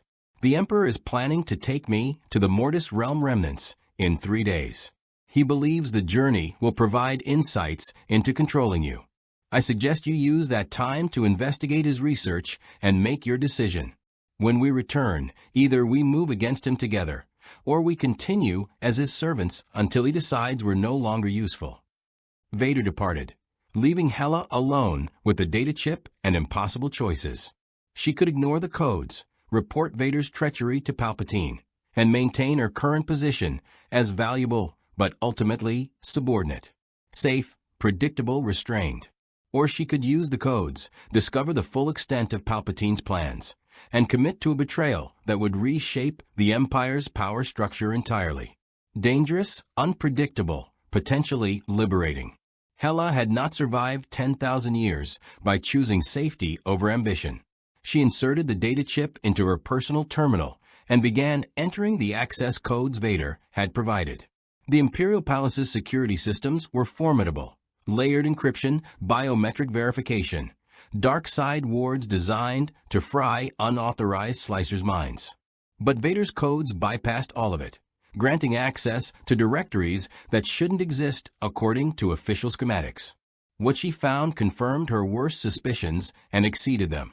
Palpatine's research was exhaustive, obsessive, brilliant in its thoroughness. He documented every observation of her power, every limitation he detected, every possible countermeasure. The Mortis God section was particularly detailed. Holographic records of ancient Force entities who'd embodied fundamental concepts, theories about how the Father had controlled his children, speculation about whether Hela represented a fourth Mortis entity or a parallel being from outside this galaxy. But the truly damning evidence was buried deeper. Schematics for a device called the Eternal Throne. It was Sith engineering at its most sophisticated, a throne room-sized apparatus that could channel Kyber energy through Sith alchemy, creating a field that would suppress death magic while amplifying dark side power. According to the plans once activated, the Eternal Throne would allow its occupant to bind any death-based entity within range, forcing them into absolute obedience. Palpatine intended to build it on Exegol, the ancient Sith world in the unknown regions where dark side energy reached concentrations powerful enough to sustain the device's massive power requirements. And, according to the project timeline, construction was 90% complete. Hela's hands clenched around the terminal's edge, cracking its durasteel frame. The Emperor hadn't just been planning to control her eventually. He'd been actively building the mechanism to do it, hiding the project in the galaxy's most remote location, preparing to spring the trap when she was most vulnerable. The Eternal Empire proposal wasn't an offer. It was a distraction while he finished his cage. She accessed the final files, recent communications between Palpatine and his agents on Exegol. The Eternal Throne would be ready for activation in 2 weeks. The Emperor planned to invite her to Exegol under the pretense of showing her a strategic resource that would benefit their partnership. Once there, surrounded by dark side energy and Kyber-powered suppression fields, he would activate the throne and reduce her to a bound servant. Elegant, ruthless, exactly the kind of long-term manipulation that had allowed Palpatine to destroy the Jedi and seize an entire galaxy. But he'd made one critical error. He'd shown Vader too much, had relied on the Dark Lord's conditioning and pain-maintained loyalty without considering that even broken servants eventually sought freedom. Hela deleted all traces of her access, covering her digital tracks with techniques she'd learned from raised Imperial slicers, and removed the data chip. When Palpatine returned from his Mortis expedition, he would find her exactly as he'd left her, seemingly compliant, apparently manageable, perfectly positioned for his trap. What he wouldn't know was that she'd discovered his plans, that Vader had turned, that they had 2 weeks to either destroy the Eternal Throne before its activation or find a way to turn Palpatine's greatest weapon against him. For the first time since arriving in this galaxy, Hela smiled with genuine anticipation. She'd faced tyrants before, had overthrown fathers and toppled gods. Palpatine was powerful, yes, perhaps the most dangerous mortal she'd ever encountered. But he was still mortal, and mortality, in the end, always belonged to her. Exegol existed in the unknown regions like a wound in space itself, a planet so saturated with dark side energy that reality bent around it, hiding it from conventional navigation and protecting it from casual discovery. Only Sith could find it, following paths through hyperspace that required dark side attunement to navigate. And only the most powerful Sith bothered, because Exegol offered nothing except concentrated corruption and ancient secrets. Perfect for building a throne designed to bind gods. Hela and Vader emerged from hyperspace in a stolen Imperial shuttle, its transponder codes modified to appear as a routine supply vessel. Below them, Exegol's surface churned with perpetual storms, lightning crackling between massive citadels built by Sith cultists across millennia. At the largest citadel's heart, Hela's death-attuned senses detected something that made her divine nature recoil. The Eternal Throne, powered and waiting. "He knows we're coming," Vader said, studying sensor readings that showed no defensive fleet, no orbital batteries, nothing except the Citadel itself. "This is too easy." "Of course he knows," Hela replied. "Palpatine doesn't survive a century by being blind to treachery. He probably planned this the moment you gave me those access codes. She checked her armor's seals, preparing for descent. The question is whether he's overconfident enough to believe his throne can actually hold me. They descended through Exegol's atmosphere, the shuttle buffeted by storms that seemed almost alive with malevolence. The citadel loomed larger, a massive structure of black stone and Sith architecture, its spires reaching toward the roiling clouds like fingers grasping for power beyond reach. The shuttle landed in a courtyard designed for ancient Sith rituals. Hela and Vader disembarked, weapons ready, and found the citadel's entrance unguarded. No cultists, no droids, no traps visible to conventional senses. Just an open doorway leading into darkness. He wants us to enter willingly, Vader observed. The Eternal Throne's binding protocols probably require the subject to approach the device of their own volition. Ancient Sith magic often does. Consensual imprisonment is stronger than forced containment. Then we don't give him that satisfaction, Hela said. She raised both hands and death energy erupted from her palms, pouring into the citadel's foundation. Across Exegol's surface, buried in mass graves and ancient battlefields, the Sith who died on this world over millennia began to stir. If he wants me in his throne room, he'll have to drag me there through an army of his predecessors. The dead rose. Thousands of them. Ancient Sith cultists, their robes disintegrated to scraps, their lightsabers long corroded. Failed apprentices who challenged their masters and lost. Even older things, beings that had served the Sith species before they'd encountered the Jedi, when the dark side was the only side anyone knew. They crawled from tombs and emerged from collapsed temples, their emerald eyes blazing with Hela's power, and they turned as one toward the citadel. Deep within, in the throne room where the Eternal Throne hummed with barely restrained power, Emperor Palpatine smiled. Magnificent, he murmured, watching through the Force as Hela raised an army from Exegol's death-saturated soil. She's even more powerful than I projected. The throne will need to channel more Kyber energy than originally planned, but the principle holds. He gestured, and the citadel came alive, not with defenders, but with dark side wards that had been woven into its very structure. The undead army surged forward, and found themselves moving through corridors that twisted impossibly, that led back to starting points or opened into void spaces where reality itself had been compromised by centuries of Sith ritual. Hela snarled in frustration. Sith sorcery. The entire citadel is a maze designed to confuse and disorient. She looked at Vader. Can you sense the throne room's location through the Force? Barely, Vader admitted. The dark side concentration here is overwhelming. Everything resonates with power. But he extended his senses, filtering through layers of corruption to find the singular point of greatest energy density. This way, center of the citadel, deepest level. They advanced through corridors lined with ancient Sith hieroglyphs, Hela's undead forces clearing the path of mystical barriers, while Vader dismantled force traps with practiced efficiency. The partnership was effective, her divine power crushing obstacles that would have stopped any conventional assault. His force mastery guiding them through defenses designed to confuse non-Sith intruders. They reached the throne room's entrance, massive doors carved with scenes of Sith triumph and Jedi defeat, sealed by mechanisms that required both dark side attunement and physical strength to open. Together, Vader said, placing both hands against the left door while Hela gripped the right. They pushed simultaneously, force and death magic combining, and the doors groaned open. The throne room was vast, cathedral-like in its proportions. And at its center, elevated on a platform surrounded by massive kyber crystals that pulsed with corrupted red light, sat the Eternal Throne. Palpatine occupied it, his withered form seeming small against the device's mechanical grandeur.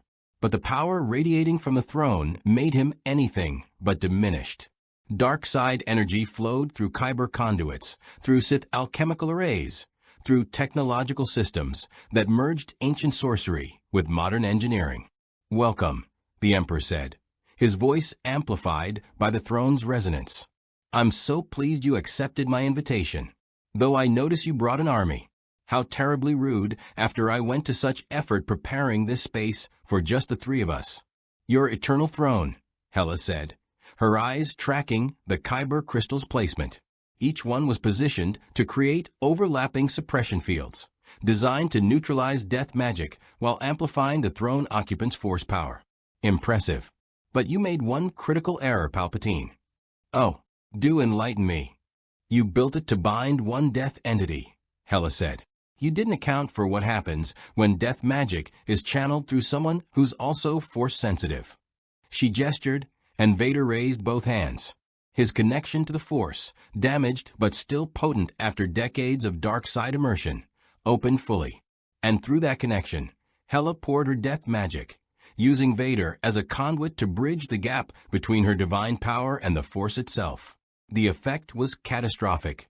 The Eternal Throne's suppression fields were designed to separate death magic from Force energy, keeping them isolated and thus controllable.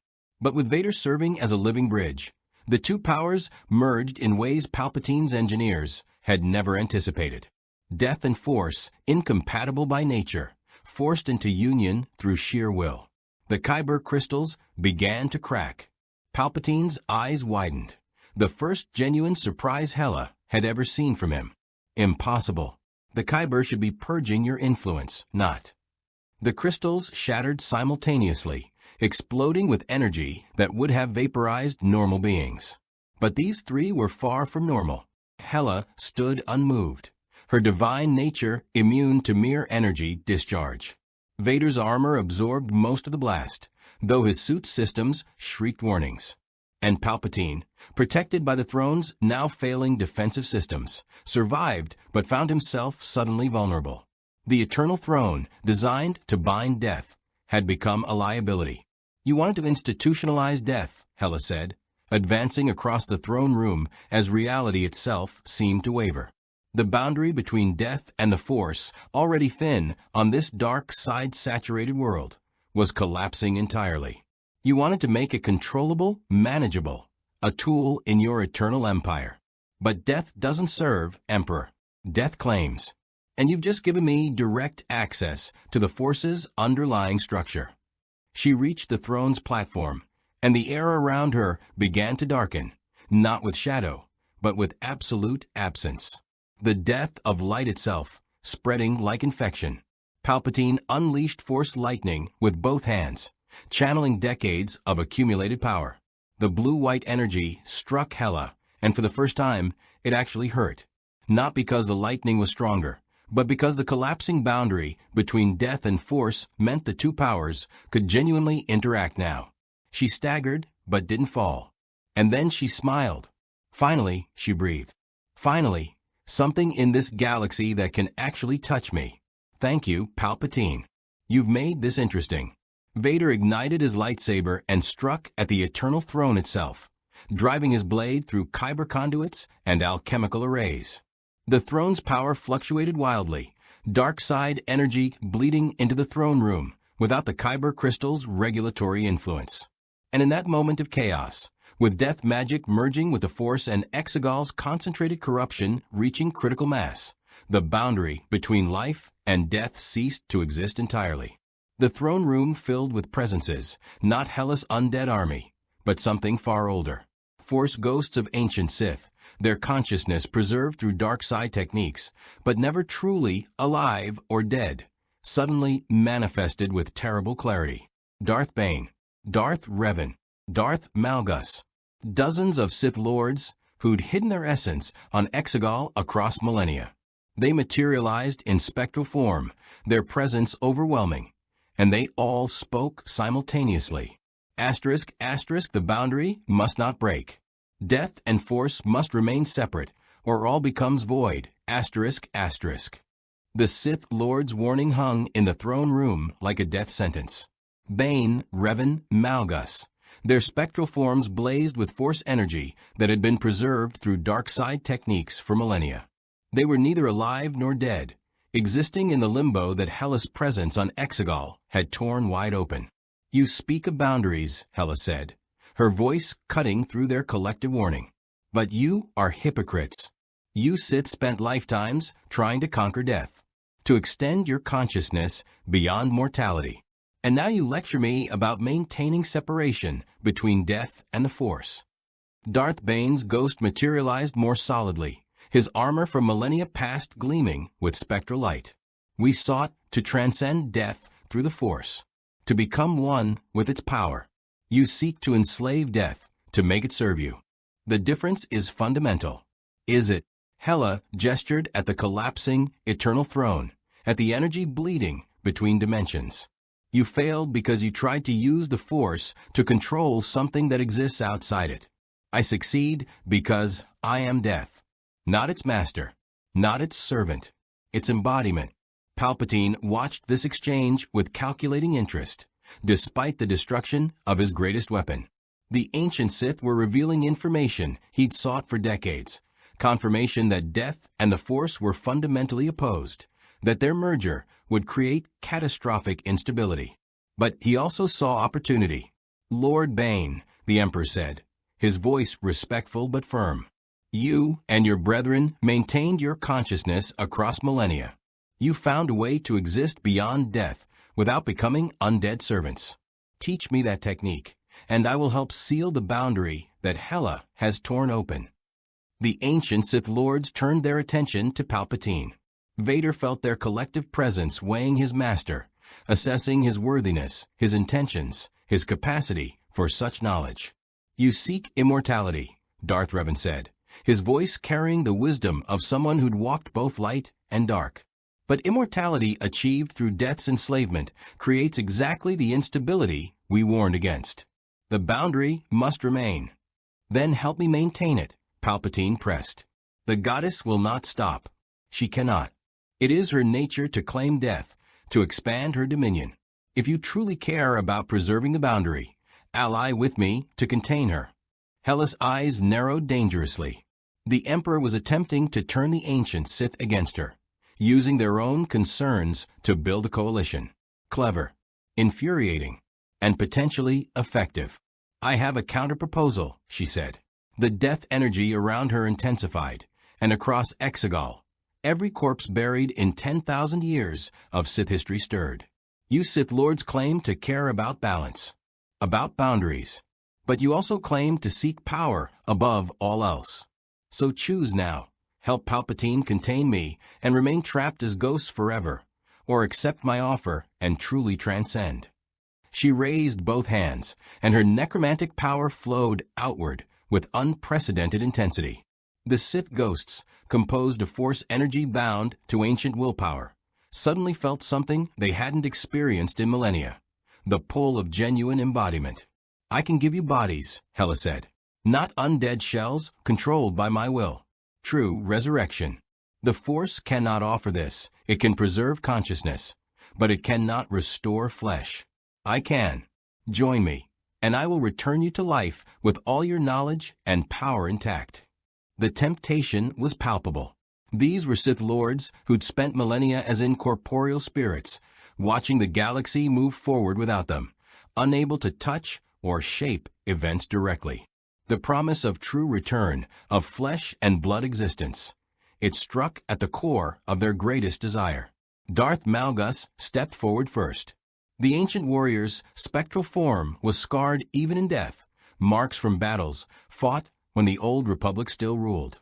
What guarantee do we have that you will not enslave us, as you do your other undead? None, Hela admitted with brutal honesty. Except this, I need allies, not servants. Palpatine seeks to bind me. The rebellion seeks to destroy me. The various factions of this galaxy want me contained or controlled. But you Sith Lords understand true power. You know that dominion requires more than fear. It requires capable subordinates who can act independently. She looked directly at Darth Bane. You created the rule of two because you understood that quality exceeds quantity. I offer the same philosophy. Not an army of mindless undead, but a council of resurrected Sith Lords, each bringing millennia of knowledge and power. Together, we reshape this galaxy into something that transcends both the Empire's tyranny and the Rebellion's chaos. Palpatine unleashed Force lightning with both hands, striking at Hela with intensity that would have vaporized any mortal being. The blue-white energy tore through the throne room, superheated air crackling with ozone. But Hela stood unmoved. The boundary between death and force had collapsed. The lightning that should have destroyed her instead fed her power. Death energy converting force energy in a feedback loop that made Exegol's already unstable atmosphere shriek in protest. "Your empire ends today, Palpatine," Hela declared. "Not through military defeat, not through rebellion, but through obsolescence. The galaxy no longer needs an emperor who rules through fear when it can have a pantheon that rules through power itself." Vader ignited his lightsaber and moved, not toward Hela, but toward the Emperor. The blade's crimson glow reflected off his mask as he positioned himself between Palpatine and the throne room's exit. "Vader," Palpatine hissed, genuine shock in his voice for the first time in decades. "What are you doing?" "Surviving," Vader replied. "You taught me to recognize when a fight cannot be won, Master. This is one of those times." Hela has torn the boundary between death and the Force. She's offering resurrection to the galaxy's most powerful Sith Lords. And you, he gestured at the destroyed Eternal Throne. You've lost your only weapon against her. The ancient Sith Lords watched this betrayal unfold. Darth Bane spoke again, his voice carrying the weight of ultimate decision. "The goddess speaks truth about one thing. The boundary has already collapsed. We cannot restore it from our current state. But perhaps," he turned to Hela, "perhaps we can stabilize it from within. Accept corporeal form through your power, then work to establish new boundaries. Death and force merged but balanced." "You would serve her?" Palpatine demanded, his voice sharp with betrayal. "You, who established the Sith tradition, who created the rule of two to ensure the dark side's purity." "I would adapt," Bane corrected, "as the Sith have always adapted. You sought to rule through an eternal empire. She offers something more fundamental, integration with death itself." The Sith dark side philosophy embraced death as a tool. Why not embrace death as an ally? One by one, the ancient Sith Lords made their choice. Darth Malgus, who'd sought to rebuild the Sith Empire free from stagnant tradition. Darth Revan, who'd walked both light and dark and understood balance better than most. Even lesser-known Sith whose names had been forgotten, but whose power remained preserved through dark side techniques. They approached Hela, their spectral forms dissipating as they accepted her offer. The throne room filled with emerald light as death magic flowed through Force ghosts, giving them substance, weight, presence. It was resurrection on a scale even Hela had rarely attempted, not reanimating corpses, but rebuilding bodies from pure consciousness, using death as a foundation for new life. The process was agonizing for the Sith Lords. Millennia as pure thought, and will suddenly compressed into flesh and bone. They screamed, but not from pain, from the overwhelming sensation of embodiment after so long without it. When the light faded, 6 Sith Lords stood in the throne room, wearing their bodies, as they had appeared in life. Darth Bane's armor was pristine, his expression calculating. Darth Revan's mask gleamed purple and red. Darth Malgus looked exactly as he had during the Great Galactic War, scarred, powerful, ready for conquest. They were not undead. They were not Force ghosts. They were alive in ways that transcended both categories, death-born but Force-aware, answering to Hela but not controlled by her, genuinely resurrected with all their knowledge intact. Palpatine stared at this impossible sight. His eternal throne lay in ruins. His most loyal servant had betrayed him. The ancient Sith he'd hoped to learn from had chosen Hela over him, and the goddess herself stood at the center of it all, smiling like she'd just claimed the greatest victory of her eternal existence. "This is not over," Palpatine said, his voice dropping to a deadly whisper. "I have contingencies. Resources you cannot imagine. Cloning facilities. Hidden fleets. Techniques that make the eternal throne look primitive." "Then use them," Hela replied calmly. "Flee to your contingencies. Hide in your secret facilities. Build new weapons. And when you're ready, when you think you have the power to challenge me again." Her smile widened. Come find me. I'll be waiting on Coruscant, reshaping your empire into something that understands mortality's true value. She turned to the resurrected Sith Lords.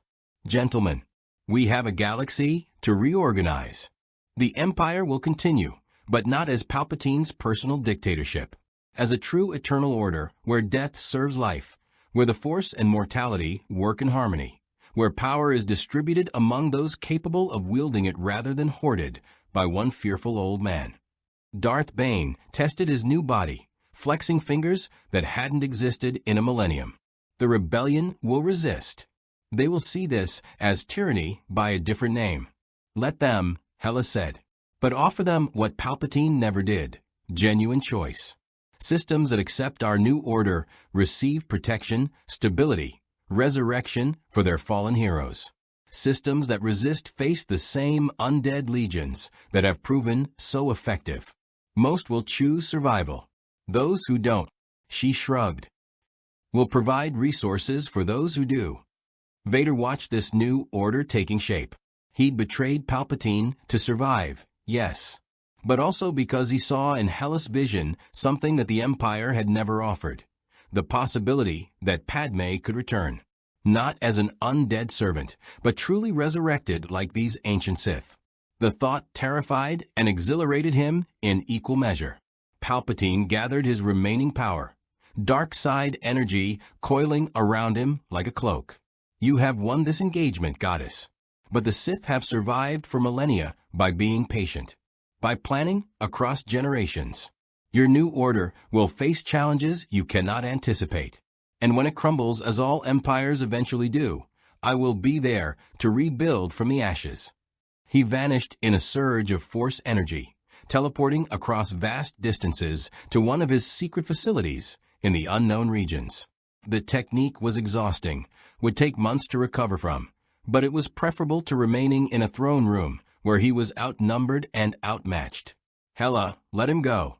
The Emperor was wounded, diminished, but not destroyed. Good. The galaxy needed opposition to keep her sharp. Palpatine fleeing to his contingencies meant he'd eventually return, likely with new weapons and techniques. And when he did, she'd be ready. My lady, Darth Revan said, his voice measured and thoughtful. You promised us independent action. Prove it. Allow me to reach out to the rebellion, to offer terms that might prevent unnecessary bloodshed. Hela considered this. Revan had been a strategist as well as a warrior. His famous tactical mind could be valuable in navigating galactic politics. What terms would you offer?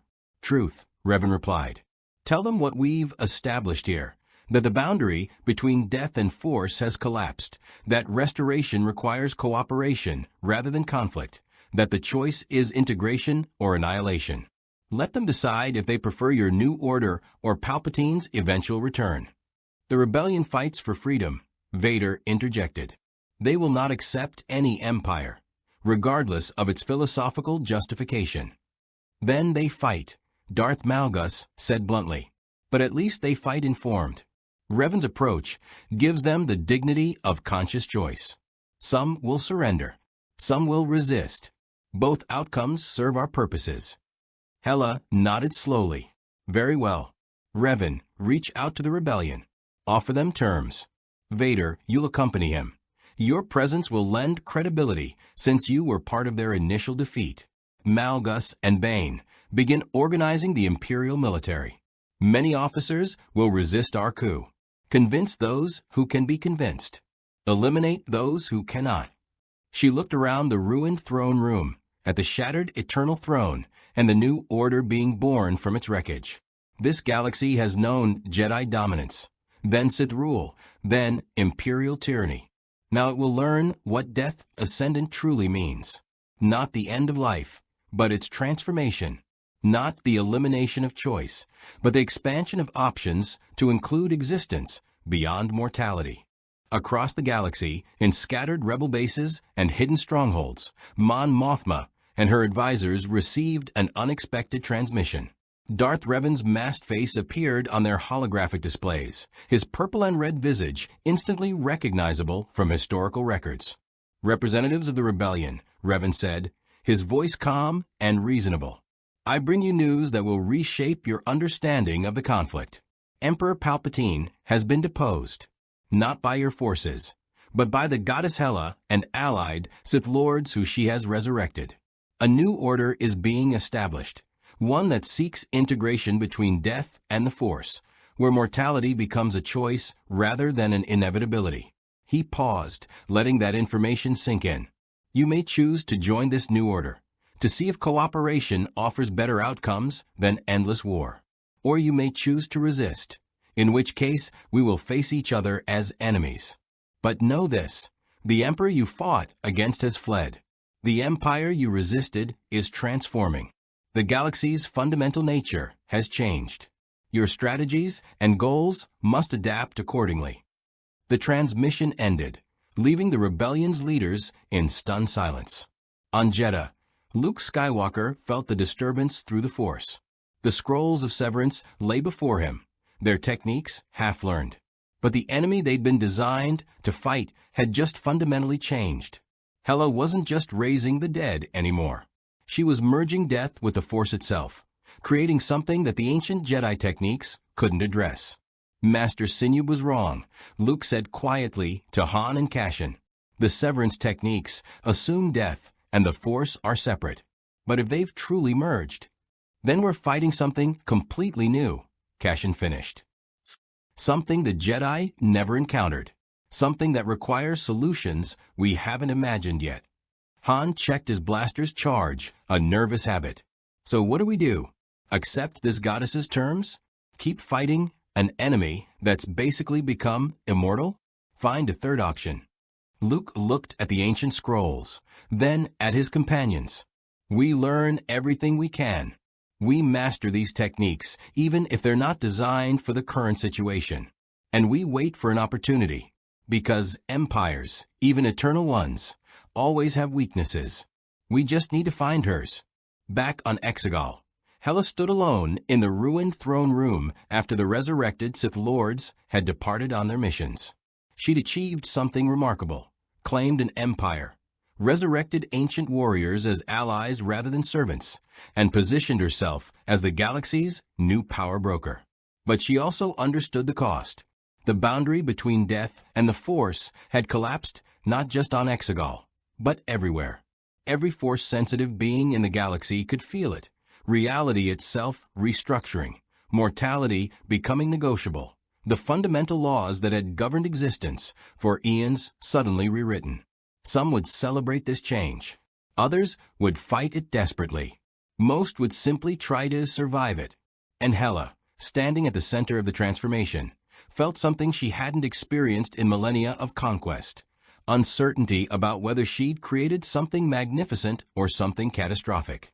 The galaxy would never be the same. Death had been enslaved, then freed, then integrated into existence's fabric. What emerged from that integration, whether paradise or nightmare, stability or chaos, new order or ultimate destruction, remained to be seen. But one thing was certain. Hela had reshaped mortality itself, and in doing so, she'd become something more than a goddess of death. She'd become the architect of existence's next evolution.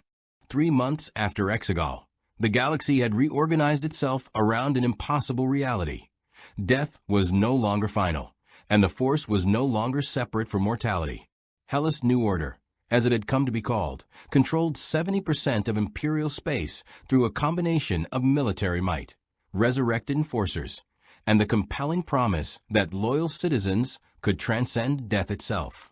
On Coruscant, in the throne room Palpatine had abandoned, Hela sat upon a new seat of power, not a mechanical throne designed to bind gods, but a simple chair carved from obsidian and inlaid with kyber crystals that had been transformed by her presence. The crystals glowed with emerald light now, no longer rejecting death magic, but channeling it, creating a focal point where the boundary between death and the Force existed in perfect, terrible balance. Around her, the resurrected Sith Lords managed different aspects of the new empire. Darth Bane oversaw military restructuring, implementing his rule of two philosophy on a galactic scale. Power concentrated in capable hands rather than diluted across incompetent bureaucrats. Darth Malgus commanded the undead legions, leading them with a strategic brilliance that had nearly conquered the Old Republic. Darth Revan handled diplomatic outreach, his reputation as both Jedi and Sith lending credibility to negotiations with systems still deciding whether to join or resist. And Vader. Vader stood before Padmé's regeneration chamber on Naboo, watching as Hela's most delicate work took form. Resurrecting the ancient Sith had been relatively simple. Their consciousness was preserved through Force techniques, their essence intact. But Padmé had died naturally, her spirit released to whatever lay beyond. Bringing her back required reconstructing not just her body, but her very soul, using fragments of memory from Vader's Force bond and the residual echoes still clinging to her tomb. "It's nearly complete," Hela said, materializing beside Vader. She'd grown accustomed to his vigils, to the way he stood motionless for hours watching the chamber's progress. Another week, perhaps two. Then she'll wake with all her memories, all her personality, genuinely alive rather than undead. "And if it fails?" Vader asked, his voice barely audible above his respirator. "If what emerges isn't truly her?" "Then we try again," Hela replied. "I've promised you genuine resurrection, Lord Vader. Not a pale imitation, not a corrupted echo. Your wife, restored exactly as she was before Mustafar. That is the price of your loyalty, and I will deliver." She left him to his vigil. Whether Padmé's resurrection succeeded or failed would determine whether Vader remained her ally or became her most dangerous enemy. But that uncertainty was part of the New Order's foundation. Power shared meant trust extended, and trust extended meant vulnerability accepted. The rebellion, meanwhile, had fractured. Mon Mothma's faction advocated for cautious observation, watching the New Order gathering intelligence, waiting for weakness before committing to full resistance. Saw Gerrera's extremists launched immediate attacks on Hela's installations, viewing any compromise with death magic as absolute betrayal. And a third faction, led by systems that had lost too many people to the war, tentatively approached Revan's negotiators to explore terms. Luke Skywalker had become the symbol of resistance for those who rejected Hela's vision entirely. He'd mastered the severance techniques from Jedha scrolls, adapting them to address the merged Death Force boundary. His abilities now included the power to sever necromantic connections, to free the undead from Hela's control, and, most crucially, to restore the boundary between death and the Force in localized areas. It wasn't enough to challenge Hela directly. Not yet. But it provided hope that the transformation she'd inflicted on reality wasn't permanent, that enough Jedi working together might eventually restore the natural order. The Mandalorians had chosen neutrality, at least publicly. Bo-Katan's experiments with Beskar had proven successful. The Mandalorian iron could indeed resist necromantic energy, creating armor that protected against Hela's power. But rather than immediately oppose her, the Mandalorian clans were stockpiling Beskar weapons and armor, preparing for whatever conflict eventually erupted between the New Order and its enemies. "We wait," Bo-Katan had declared to the assembled clans. "We watch. We prepare. And when the time comes to act, when we can determine which side serves Mandalore's interests, we commit with full force. Until then, we are observers in a war that will reshape the galaxy." Emperor Palpatine remained hidden in his unknown region's facilities, rebuilding his power base with a patient calculation that had served him for over a century. He'd lost an empire, yes, but empires could be reclaimed. What mattered was that he'd survived, that his knowledge remained intact, that his dark side mastery continued growing even in exile. He watched the New Order's expansion through hidden spies and monitoring stations, noting its weaknesses. Hela's power was vast but not infinite. The resurrected Sith Lords were powerful but potentially fractious. The merged Death Force boundary created instabilities that could be exploited. And most importantly, the galaxy's population was growing increasingly uncomfortable with the fundamental changes to reality itself. "Let her build her eternal empire," Palpatine murmured to the darkness of his meditation chamber. "Let her believe she's reshaped existence itself.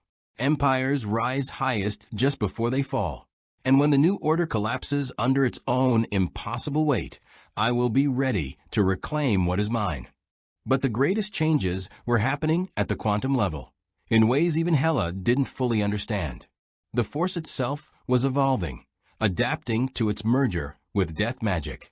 New Force abilities were manifesting, techniques that drew on both life and death simultaneously, powers that transcended the traditional light-dark dichotomy. Force-sensitive children born after Exegol showed capabilities that defied categorization, existing in states between living and not, channeling energies that were simultaneously creative and destructive. The galaxy was transforming, and no one, not Hela, not Palpatine, not the Rebellion, could predict where that transformation would lead. Hela stood on Coruscant's highest tower one night, looking out over the planet city that had become her new seat of power. Behind her, the new order functioned with increasing efficiency. Before her, infinite challenges waited. Palpatine's eventual return, the Rebellion's growing resistance, the unpredictable evolution of the Force-Death merger, and the simple question of whether an eternal empire could actually remain stable across millennia. She'd conquered Asgard through raw power. She'd claimed this galaxy through strategic alliance and divine manipulation.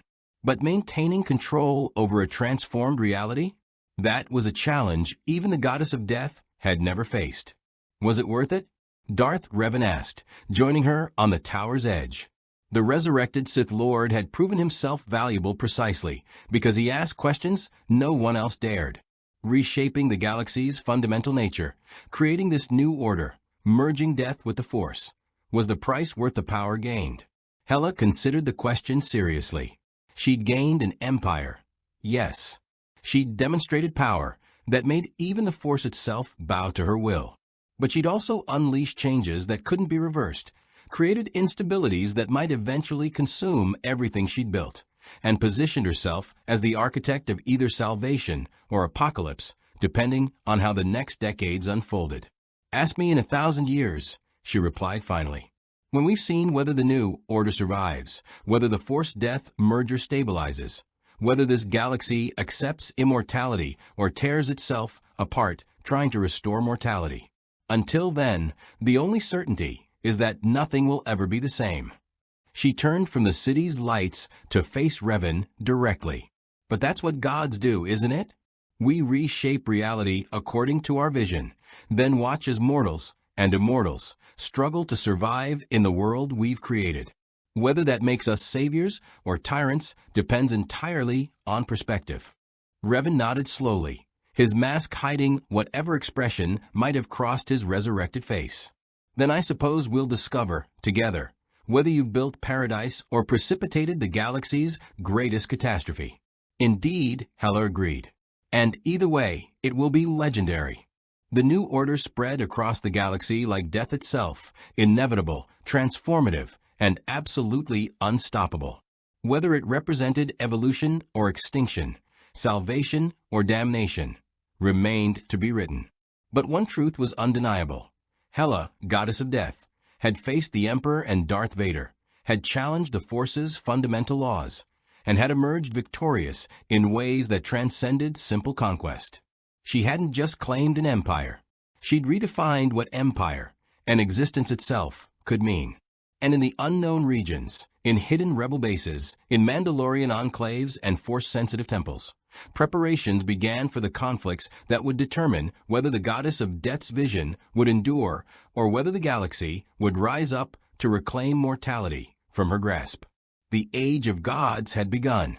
Whether it would also see their fall remained the greatest question in galactic history.